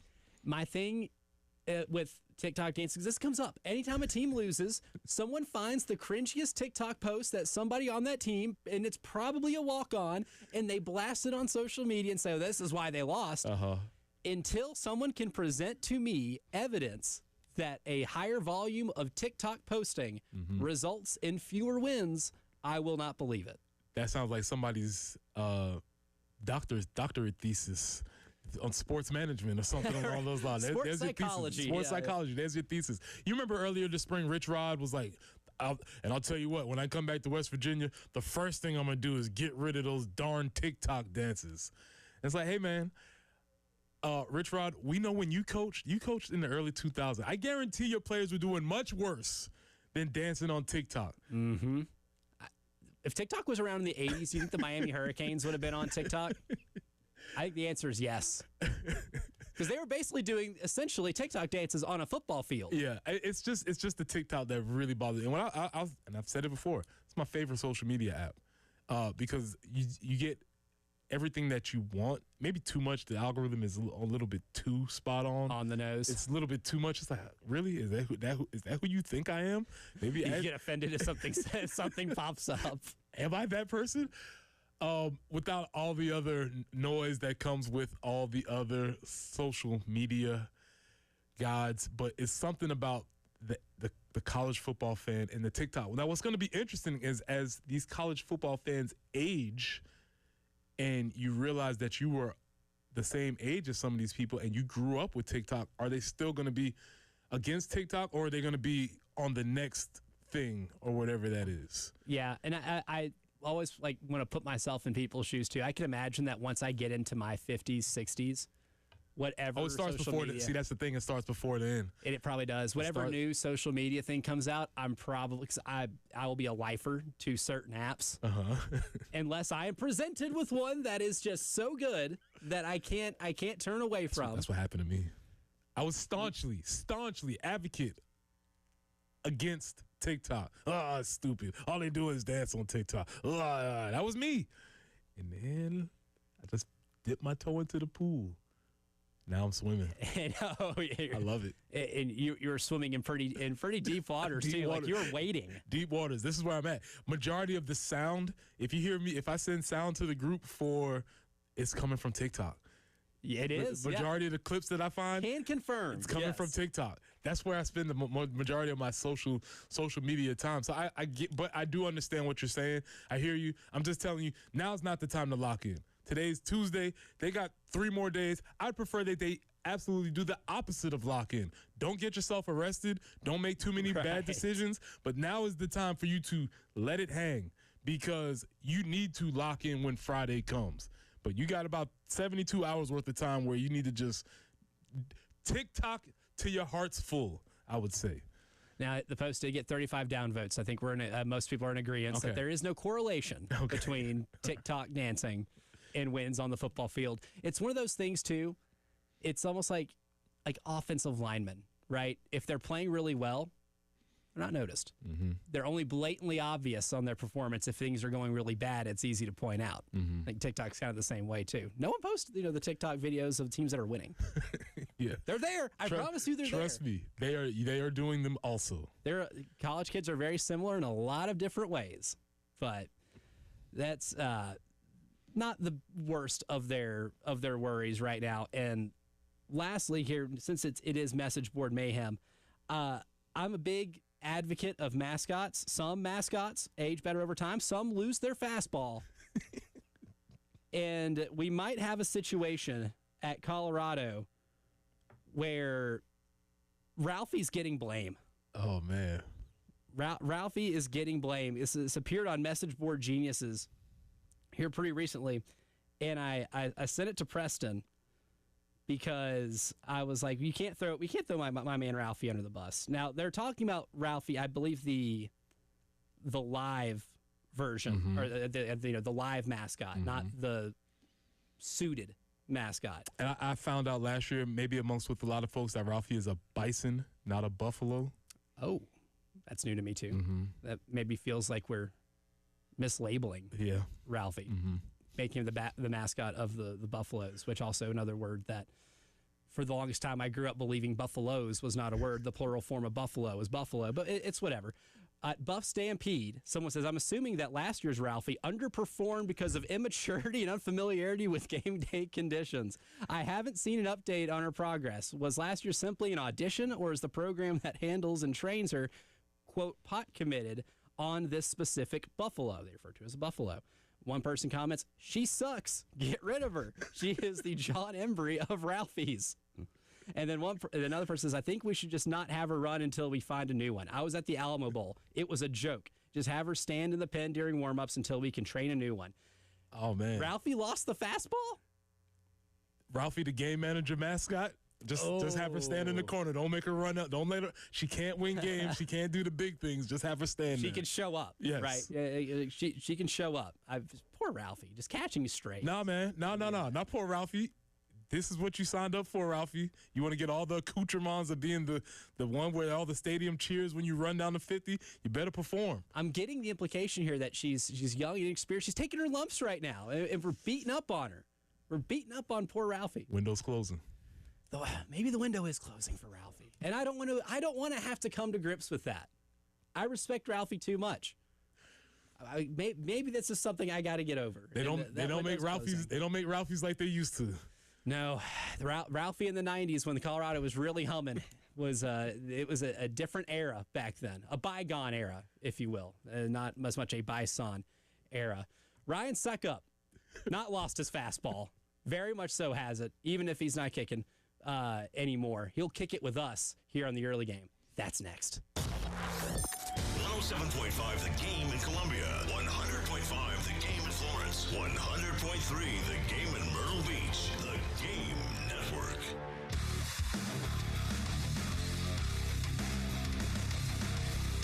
Everybody loves streaming till you have to pay for it. Just download the 107.5 The Game app and stream us for free. If you have a leak, you should let Midstate Roofing take a peek, because for 30 years, that's a long time to show that you are the leader in any industry, but in the roofing and waterproofing industry, Midstate Roofing, southern accent came out of me, has proven to be number one. Ralphie might have lost her fastball. Midstate Roofing does not. And they want to remind you, you can protect that roof with a maintenance contract and give them a call today. No better time than today. 803-356-1919, or hit them up online at midstateroofing.com. If you have any issues after hours, you can talk to a technician after hours. It's elite level versatility from Midstate Roofing, and of course you can always hit them up during hours and talk to a Midstate Roofing staff member. Again, that phone number, 803-356-1919, or midstateroofing.com. If you have a leak, let Midstate Roofing take a peek. Sponsored by Straight Talk Wireless. Don't let data limits hold you back from being the gift master in the family group chat.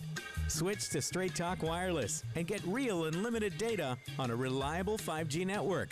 Straight Talk, available at straighttalk.com or Walmart.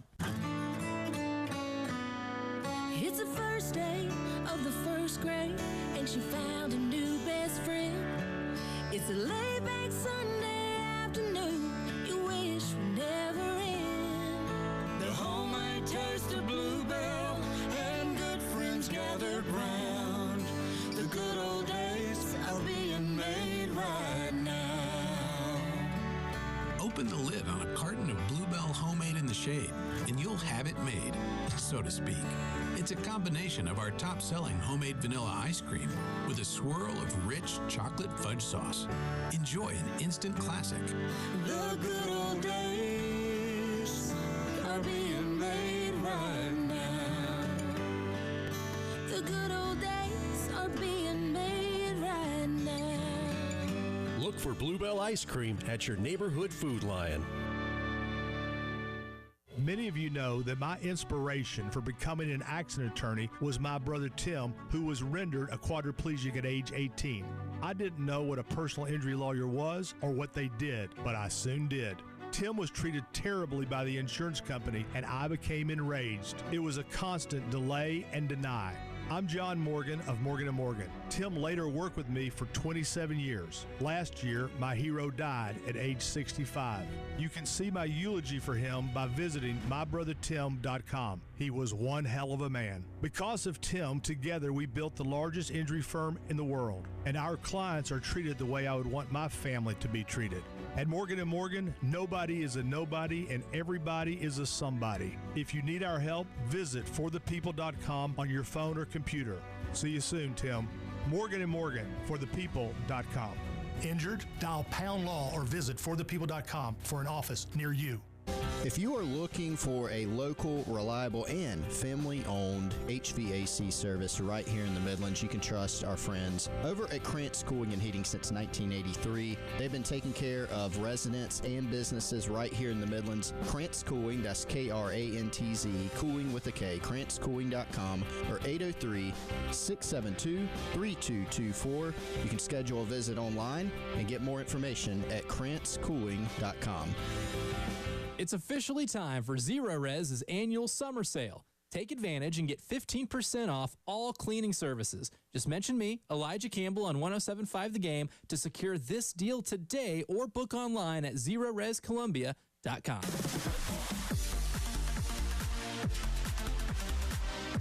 Hate paying for streaming? Well, the 107.5 The Game app is free. Yes, free. Just download the 107.5 The Game app. And now, traffic sponsored by Wetzel's Automotive on the Game Network. From the Wetzel's Automotive Traffic Studios, I'm Elijah Campbell. With a few accidents to get to you that are causing some issues on the roadways this morning. We have a disabled vehicle on I-26 eastbound before Bush River Road at exit 108A, causing a mild traffic backup. Also have one on Highway 262 at US 378 and US 76 and Garner's Ferry Road, as well as an accident on Killian Road at I-77 and Two Notch Road near I-20.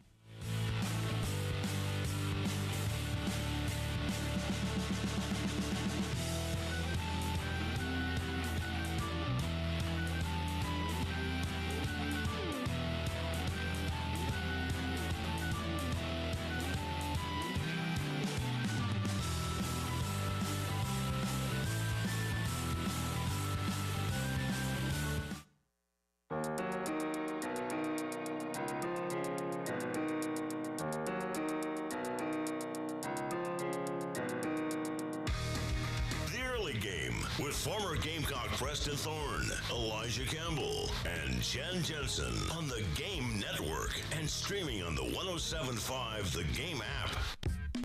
Always good to have a Gamecock great on the show. Always good to have a former Super Bowl champion as well. That is kicker Ryan Suckup. He joins us right now on the early game. Ryan, thank you for taking time out of your day and hanging out with us and talking about a pretty exciting season over here in Gamecock land.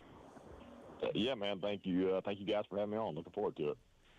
One of the big things this year, and this is one of the reasons why we wanted your expertise here, is that out of all the players South Carolina has to replace on this team, or from last year's team that went 9-3 in the regular season, for the first time in Shane Beamer's head coaching career, he is replacing the kicker, the punter, the kickoff specialist, the long snapper, the holder. That's a lot of specialists to have to replace.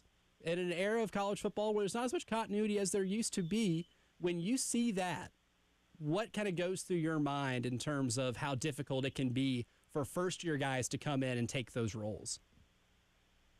Yeah, I mean, I think it's certainly a challenge, and that's one of the things we love about college football is it's challenging, it's new, it's exciting every year, and I'll say this: I think that look at what Coach Beamer's done in South Carolina since he's been there.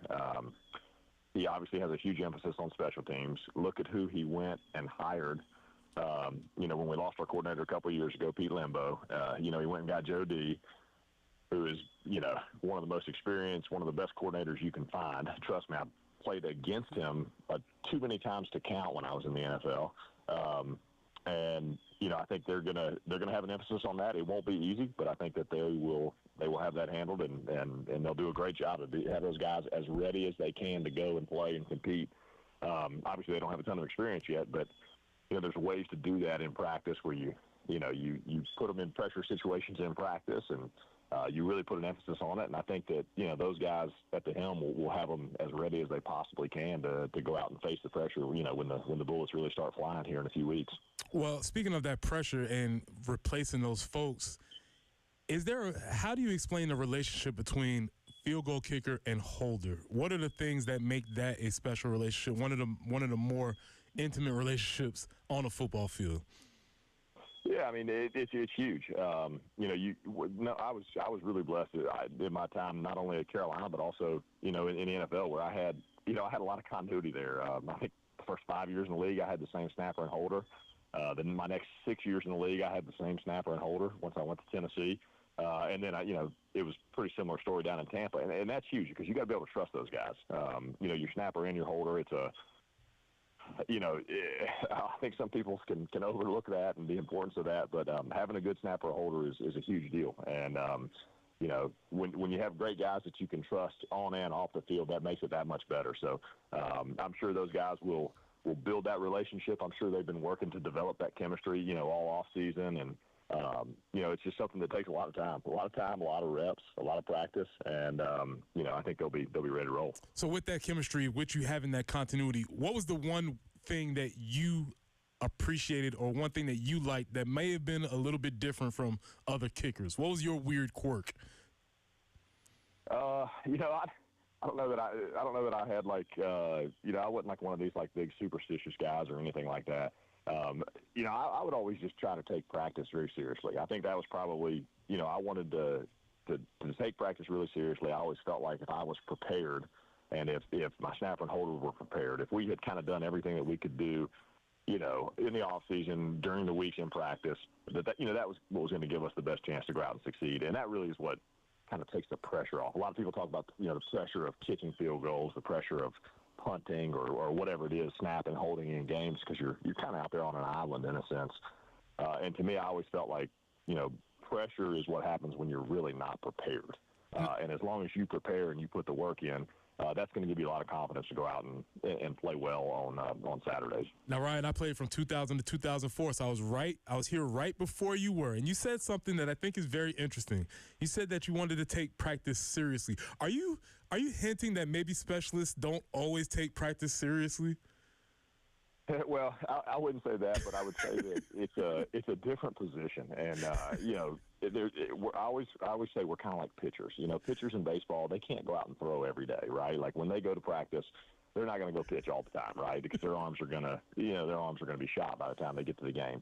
And kicking is a little bit that way. So there were things that you kind of had to learn. You're not going to go out and be in every drill that every other player is in, but there's things that you can do and. Whether it's getting visual reps, whether it's getting, walk-offs, snaps and holds, working on little, things if you're a punter, working on your drop, if you're a field goal kicker, making sure you're set up properly. It's little things that you can do and, that where you're not necessarily wearing out your legs, hitting a million balls. And that kind of takes some time to learn. You don't really know that right away because you feel like you want to be just kicking all the time. And that's something that takes a little time to learn, but it's definitely a different position than what a lot of other guys do, and you gotta get used to it. Gamecock great and former Super Bowl champ Ryan Suckup on the line with us right now. Ryan, one of the things that I thought was really impressive in the spring was Mason Love, someone who was brought in who kicked and punted in high school, and Shane has hinted that there's a possibility.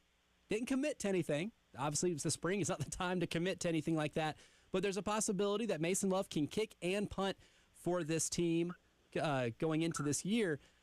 What kind of goes through like a player's head when they have to kind of carry both duties, and how much of an effect does it have? Does one kind of affect the other if you're doing double duty in that part of the field?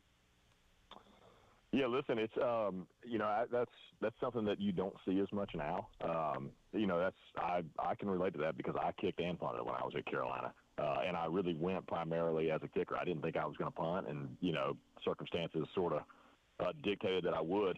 And I'll say this, one of the things that is good about it and that I liked about doing both is that to me the hardest kick of every game, like people would always say like what's the hardest kick? Is it when there's 3 seconds left and the game's on the line? And to me that wasn't, because I've already been into the flow of the game. So I always thought that the hardest kick was the first kick. And so when you kick and punt, you're getting in the game more throughout the game. It keeps you in the game.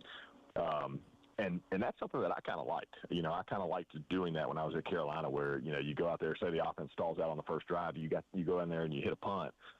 It's like, well, it kind of gets you into the flow of the game, and so that's one of the positives about it. I think one of the challenging things about it is that obviously it's a little bit of a different swing. It is more load, more wear and tear on your leg. So you really have to have a good plan. You got to have a good plan going into the season, how you're going to approach practice, how you're going to approach the game. You know, you don't want to sit even in a game, you know, on the sideline and hit a million balls into the net, because it kind of goes back to what I was talking about with pitchers, where it's like a pitcher can't go out and throw all the time. You really got to have a good, you know, we would call it a pitch count. And you got to be disciplined with it if you're going to do both, because it is a strain. I don't think people realize how violent of an action that is when you're, you know, hitting a kickoff or hitting a punt 70 yards down the field. I mean, that's a lot of wear and tear on your body. So I know that Shane, Joe D, they'll have a great plan for that. And if that ends up being the case, and you know Mason's doing it all, I'm sure they'll have a great plan for him. Got about a minute here for you. Want to ask you one last question here, because we posed a question at SEC Media Days. We call it 50-yarder for your life. And you can only pick a Gamecock kicker to make a 50-yarder as time is expiring to save your life. You were brought up a lot of times. So congratulations, Gamecock fans. Trust you with their lives. But for Ryan Suckup, 50-yarder for Ryan Suckup's life, and it can be any kicker in the history of football. You have a 50-yarder. Coach just called a timeout. Let's make it 55. Let's move back to 55. Opposing coach just called a timeout, so you're iced. What kicker does Ryan Suckup trust to save his life? That's a great question. I've never been asked that. You know, I've seen a bunch of them. I've gotten to see a bunch of them. I think you know, that a couple guys that come to mind. I'm going to give you a couple. I think, you know, I got to play against Vinatieri a bunch when he was in Indy and I was in Tennessee, and just kind of seeing him up close and personal, he was, you know, he was clutch. He was clutch, man. I saw him, you know, obviously we saw what he did in all the Super Bowls. I think he's probably the first that comes to mind just because he's been in so many of those clutch moments and he's come through. So I guess I'm going to go with Adam Vinatieri. I love it. I love it. Ryan Suckup, former Gamecock and Super Bowl champion of the Tampa Bay Buccaneers. Ryan, thank you for your time this morning, and look forward to chatting with you again sometime down the road. You got it. Thank you guys for having me on. Appreciate it, Ryan. Adam Vinatieri kicked a lot of game winners. Ryan Suckup was a winner in his career. We'll give you our winners for today's show to wrap up today's early game. 107.5 The Game in Columbia, 100.5 The Game in Florence, 100.3 The Game in Myrtle Beach. The Game Network. All right.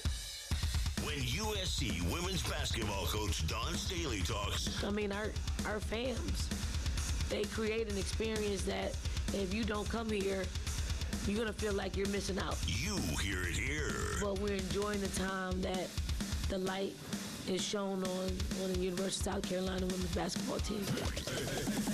Because it's always Gamecock season on The Game.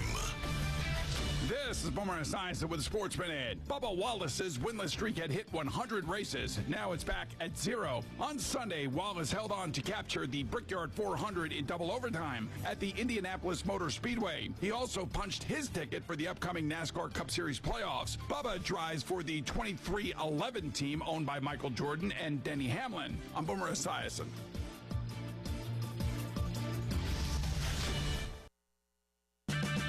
Get a $15 prepaid MasterCard after rebate when you buy 5 quarts of Mobil 1 full synthetic motor oil at O'Reilly Auto Parts. O'Reilly Auto Parts. DQ presents how to make a blizzard treat even sweeter. Just get a blizzard treat on Miracle Treat Day, July 31st, and help support kids like me, Ari. On Miracle Treat Day, $1 or more of each blizzard treat sold at participating locations benefits your local children's hospital. So treat yourself in the most meaningful way and support local kids like me on Miracle Treat Day at DQ, Thursday, July 31st. DQ, happy tastes good. When I wake up, the best mornings in the morning light start with Wrangler. I pull on my jeans and I feel all right. Jeans, jackets, and shirts that get your day started. Good mornings make for better days. Wrangler, for the ride of life. Alan Kennington, responsible for this ad. Office in 1440 Broad River Road, Columbia, South Carolina. You know the jingle. If you're hurt in the car or at work, you need to call George Sink now. Even nights and weekends. George Sink's attorneys will fight for your rights and make sure you get the compensation you deserve so you can focus on getting back on your feet. Call all 9s now and get George Sink injury lawyers working for you. Get George Sink Law Firm on the line. Call 999-999. I love a day on the water with friends, but my moderate to severe plaque psoriasis sometimes holds me back. Now I'm all in with clearer skin thanks to Skyrizi. Risankizumab Riza, a prescription-only 150 milligram injection for adults who are candidates for systemic or phototherapy. Teaching music is my passion, but my active psoriatic arthritis can limit me at times. Now I'm treating my joint symptoms with Skyrizi. With Skyrizi, most people with plaque psoriasis saw 90% clearer skin at 4 months. Or if you are an adult with active psoriatic arthritis, Skyrizi helps you move with less joint pain, stiffness, swelling, and fatigue. Don't use if allergic to Skyrizi. Serious allergic reactions, increased infections, or lower ability to fight them may occur. Before treatment, get checked for infections and tuberculosis. Tell your doctor about any flu-like symptoms or vaccines. There's nothing like clearer skin. There's nothing like better movement, and that means everything. Ask your doctor about Skyrizi. Visit Skyrizi.com or call 1-866-SKY-RIZZI to learn more. Looking for a dealership that treats you like family? Come to Herndon Chevrolet, where we've been proudly serving Lexington and the Midlands for over 50 years. Whether you're shopping for a new or pre-owned vehicle or just need expert service, you'll find it all right here. Shop online anytime at HerndonChevy.com or stop by and see why Herndon Chevrolet makes you smile. Herndon Chevrolet, Herndon makes you wanna smile.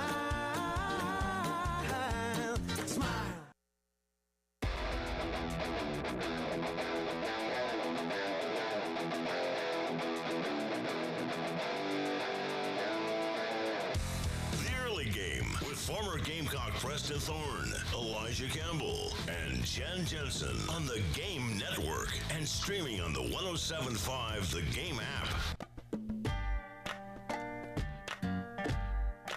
It's time to give out winners. A lot of winners on today's show. And if you're someone who just loves Windows, then this was the show for you. Because that was kind of our essential question. What does a window look like for the Gamecocks? What is window theory? And how do you know when it's closed? So that was kind of the big discussion of the day. I think one of the big winners that I have, Preston, the linebacking group and the defensive line group. Because you can be a window opener if you have a good year and you show further proof of concept of what this program is building on that side of the ball. And that becomes contagious to offense, too, when you continuously see players come into a program and develop the way they've had, especially last year. That can be a window opener, even if you don't have a transcendent player at the quarterback position. You talked about those two guys that came last year, whether it was Demetrius Knight and Kyle Kennard. Mm-hmm. Those dudes are definitely looking to replicate that success. Sean Murphy, Gabriel Brown-Ladindi, saying like, hey, I can be the next guy to do what those dudes did. And you can never discount the idea of being able to see it and being able to do it in guys that are in the room for you. I'm going to go with a winner. I'm going to go with Ryan Sandberg. Yes. Ryan Sandberg. Big-time winner. And I think even branching off of that, obviously, rest in peace, Ryan Sandberg. I think my actual bigger winner is WGN. Okay. WGN is my big winner for the Chicago Cubs, broadcasting those games during the day. And I was just thinking about those particular, that era of Cubs baseball that I'm familiar with just because they were on. And I think the access to sports is how a lot of us just fell in love with athletics, just because it was on. You didn't have a bunch of options, so you're going to watch the Cubs. And because of that, I can name Benito Santiago. Oh, he was so cool because he could throw people out from his knees. Sean Dunston had a gun at shortstop. The Hawk. Mark Grace, all these dudes that you just sort of just know these names and you remember watching them because the TV was on. And obviously Ryan Sandberg was the centerpiece of those squads. So rest in peace to Ryan Sandberg, and a big shout out to live, local, regular old cable TV, right? Just not access, not streaming or anything like that. But shout out to WGN. Back before you had access to every single game, where you could at least illegally stream it. Right. For those who decide to do that. Can never be me. But that's a really good winner, and I'll keep it kind of in a similar realm because obviously Ryan Sandberg was the bad news in the sports cancer topic yesterday. But Deion Sanders, I think, inspired a lot of people yesterday with how he spoke about his diagnosis and how he is cancer-free right now. I think the way he spoke about things yesterday, being so transparent about it, can inspire a lot of people that are going through something really similar. And everybody that you or talk to has been impacted by cancer in some way, whether they've had it, a loved one's had it. If you haven't, consider yourself one of the luckiest human beings in the world. Statistically speaking, you are one of the most fortunate individuals if you have not been impacted by it in any way, shape, or form. Correct. So I think Deion Sanders made himself a big winner yesterday, and we'll give him a helmet sticker for being a big winner today. Yeah, for sure. And you think about how long Deion has been on the national radar. We're going on 40 plus years of this guy being a lightning rod for conversation. And now that we can have him be somebody that can be somebody who can drive this conversation forward, it's really cool. And to do it again, appreciate him being as transparent as he was with that being said. And, he like he said, he's going to go out and compete this year. So I'm sure a lot of people, even if you were maybe have counted yourself amongst the Deion haters, which raise your hand. All right. That was something where you say, all right, man, cool. Maybe you can set a truce for the time being. I'm pulling for you, man, from me. Like, definitely, I watched that yesterday, said, I'm pulling for you, dude. Like, you can inspire a lot of people that way. And another winner for today's show, Adam Vinatieri, because Ryan Suckup, here's the thing.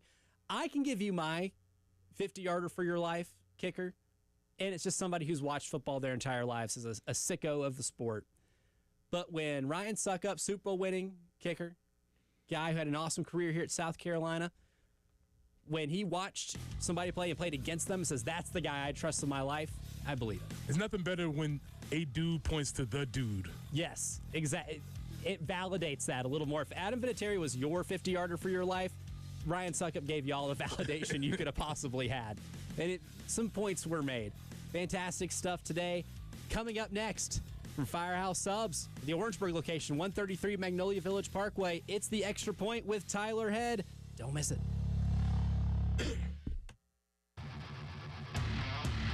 Broadcasting live from the Herndon Chevrolet studio. Herndon Chevrolet is your hometown dealer. Stop by today or shop online 24/7 at herndonchevy.com. Sponsored by Metz Plumbing. 844-732-DRIP. If you got a problem, it just won't quit. And you need a plumber, Metz Plumbing. MetzPlumbing.com. Josh loves the summers in Columbia, but he hates to paint, so he called Rhino Shield. We have a cedar-sided home at the end of the woods, painted like 1980s beige. We wanted something that was more of a mid-century and modern look. We were driving around and we saw a sign in somebody's yard that said Rhino Shield. It's not paint. It's not paint. It's better. We gave Rhino Shield a call.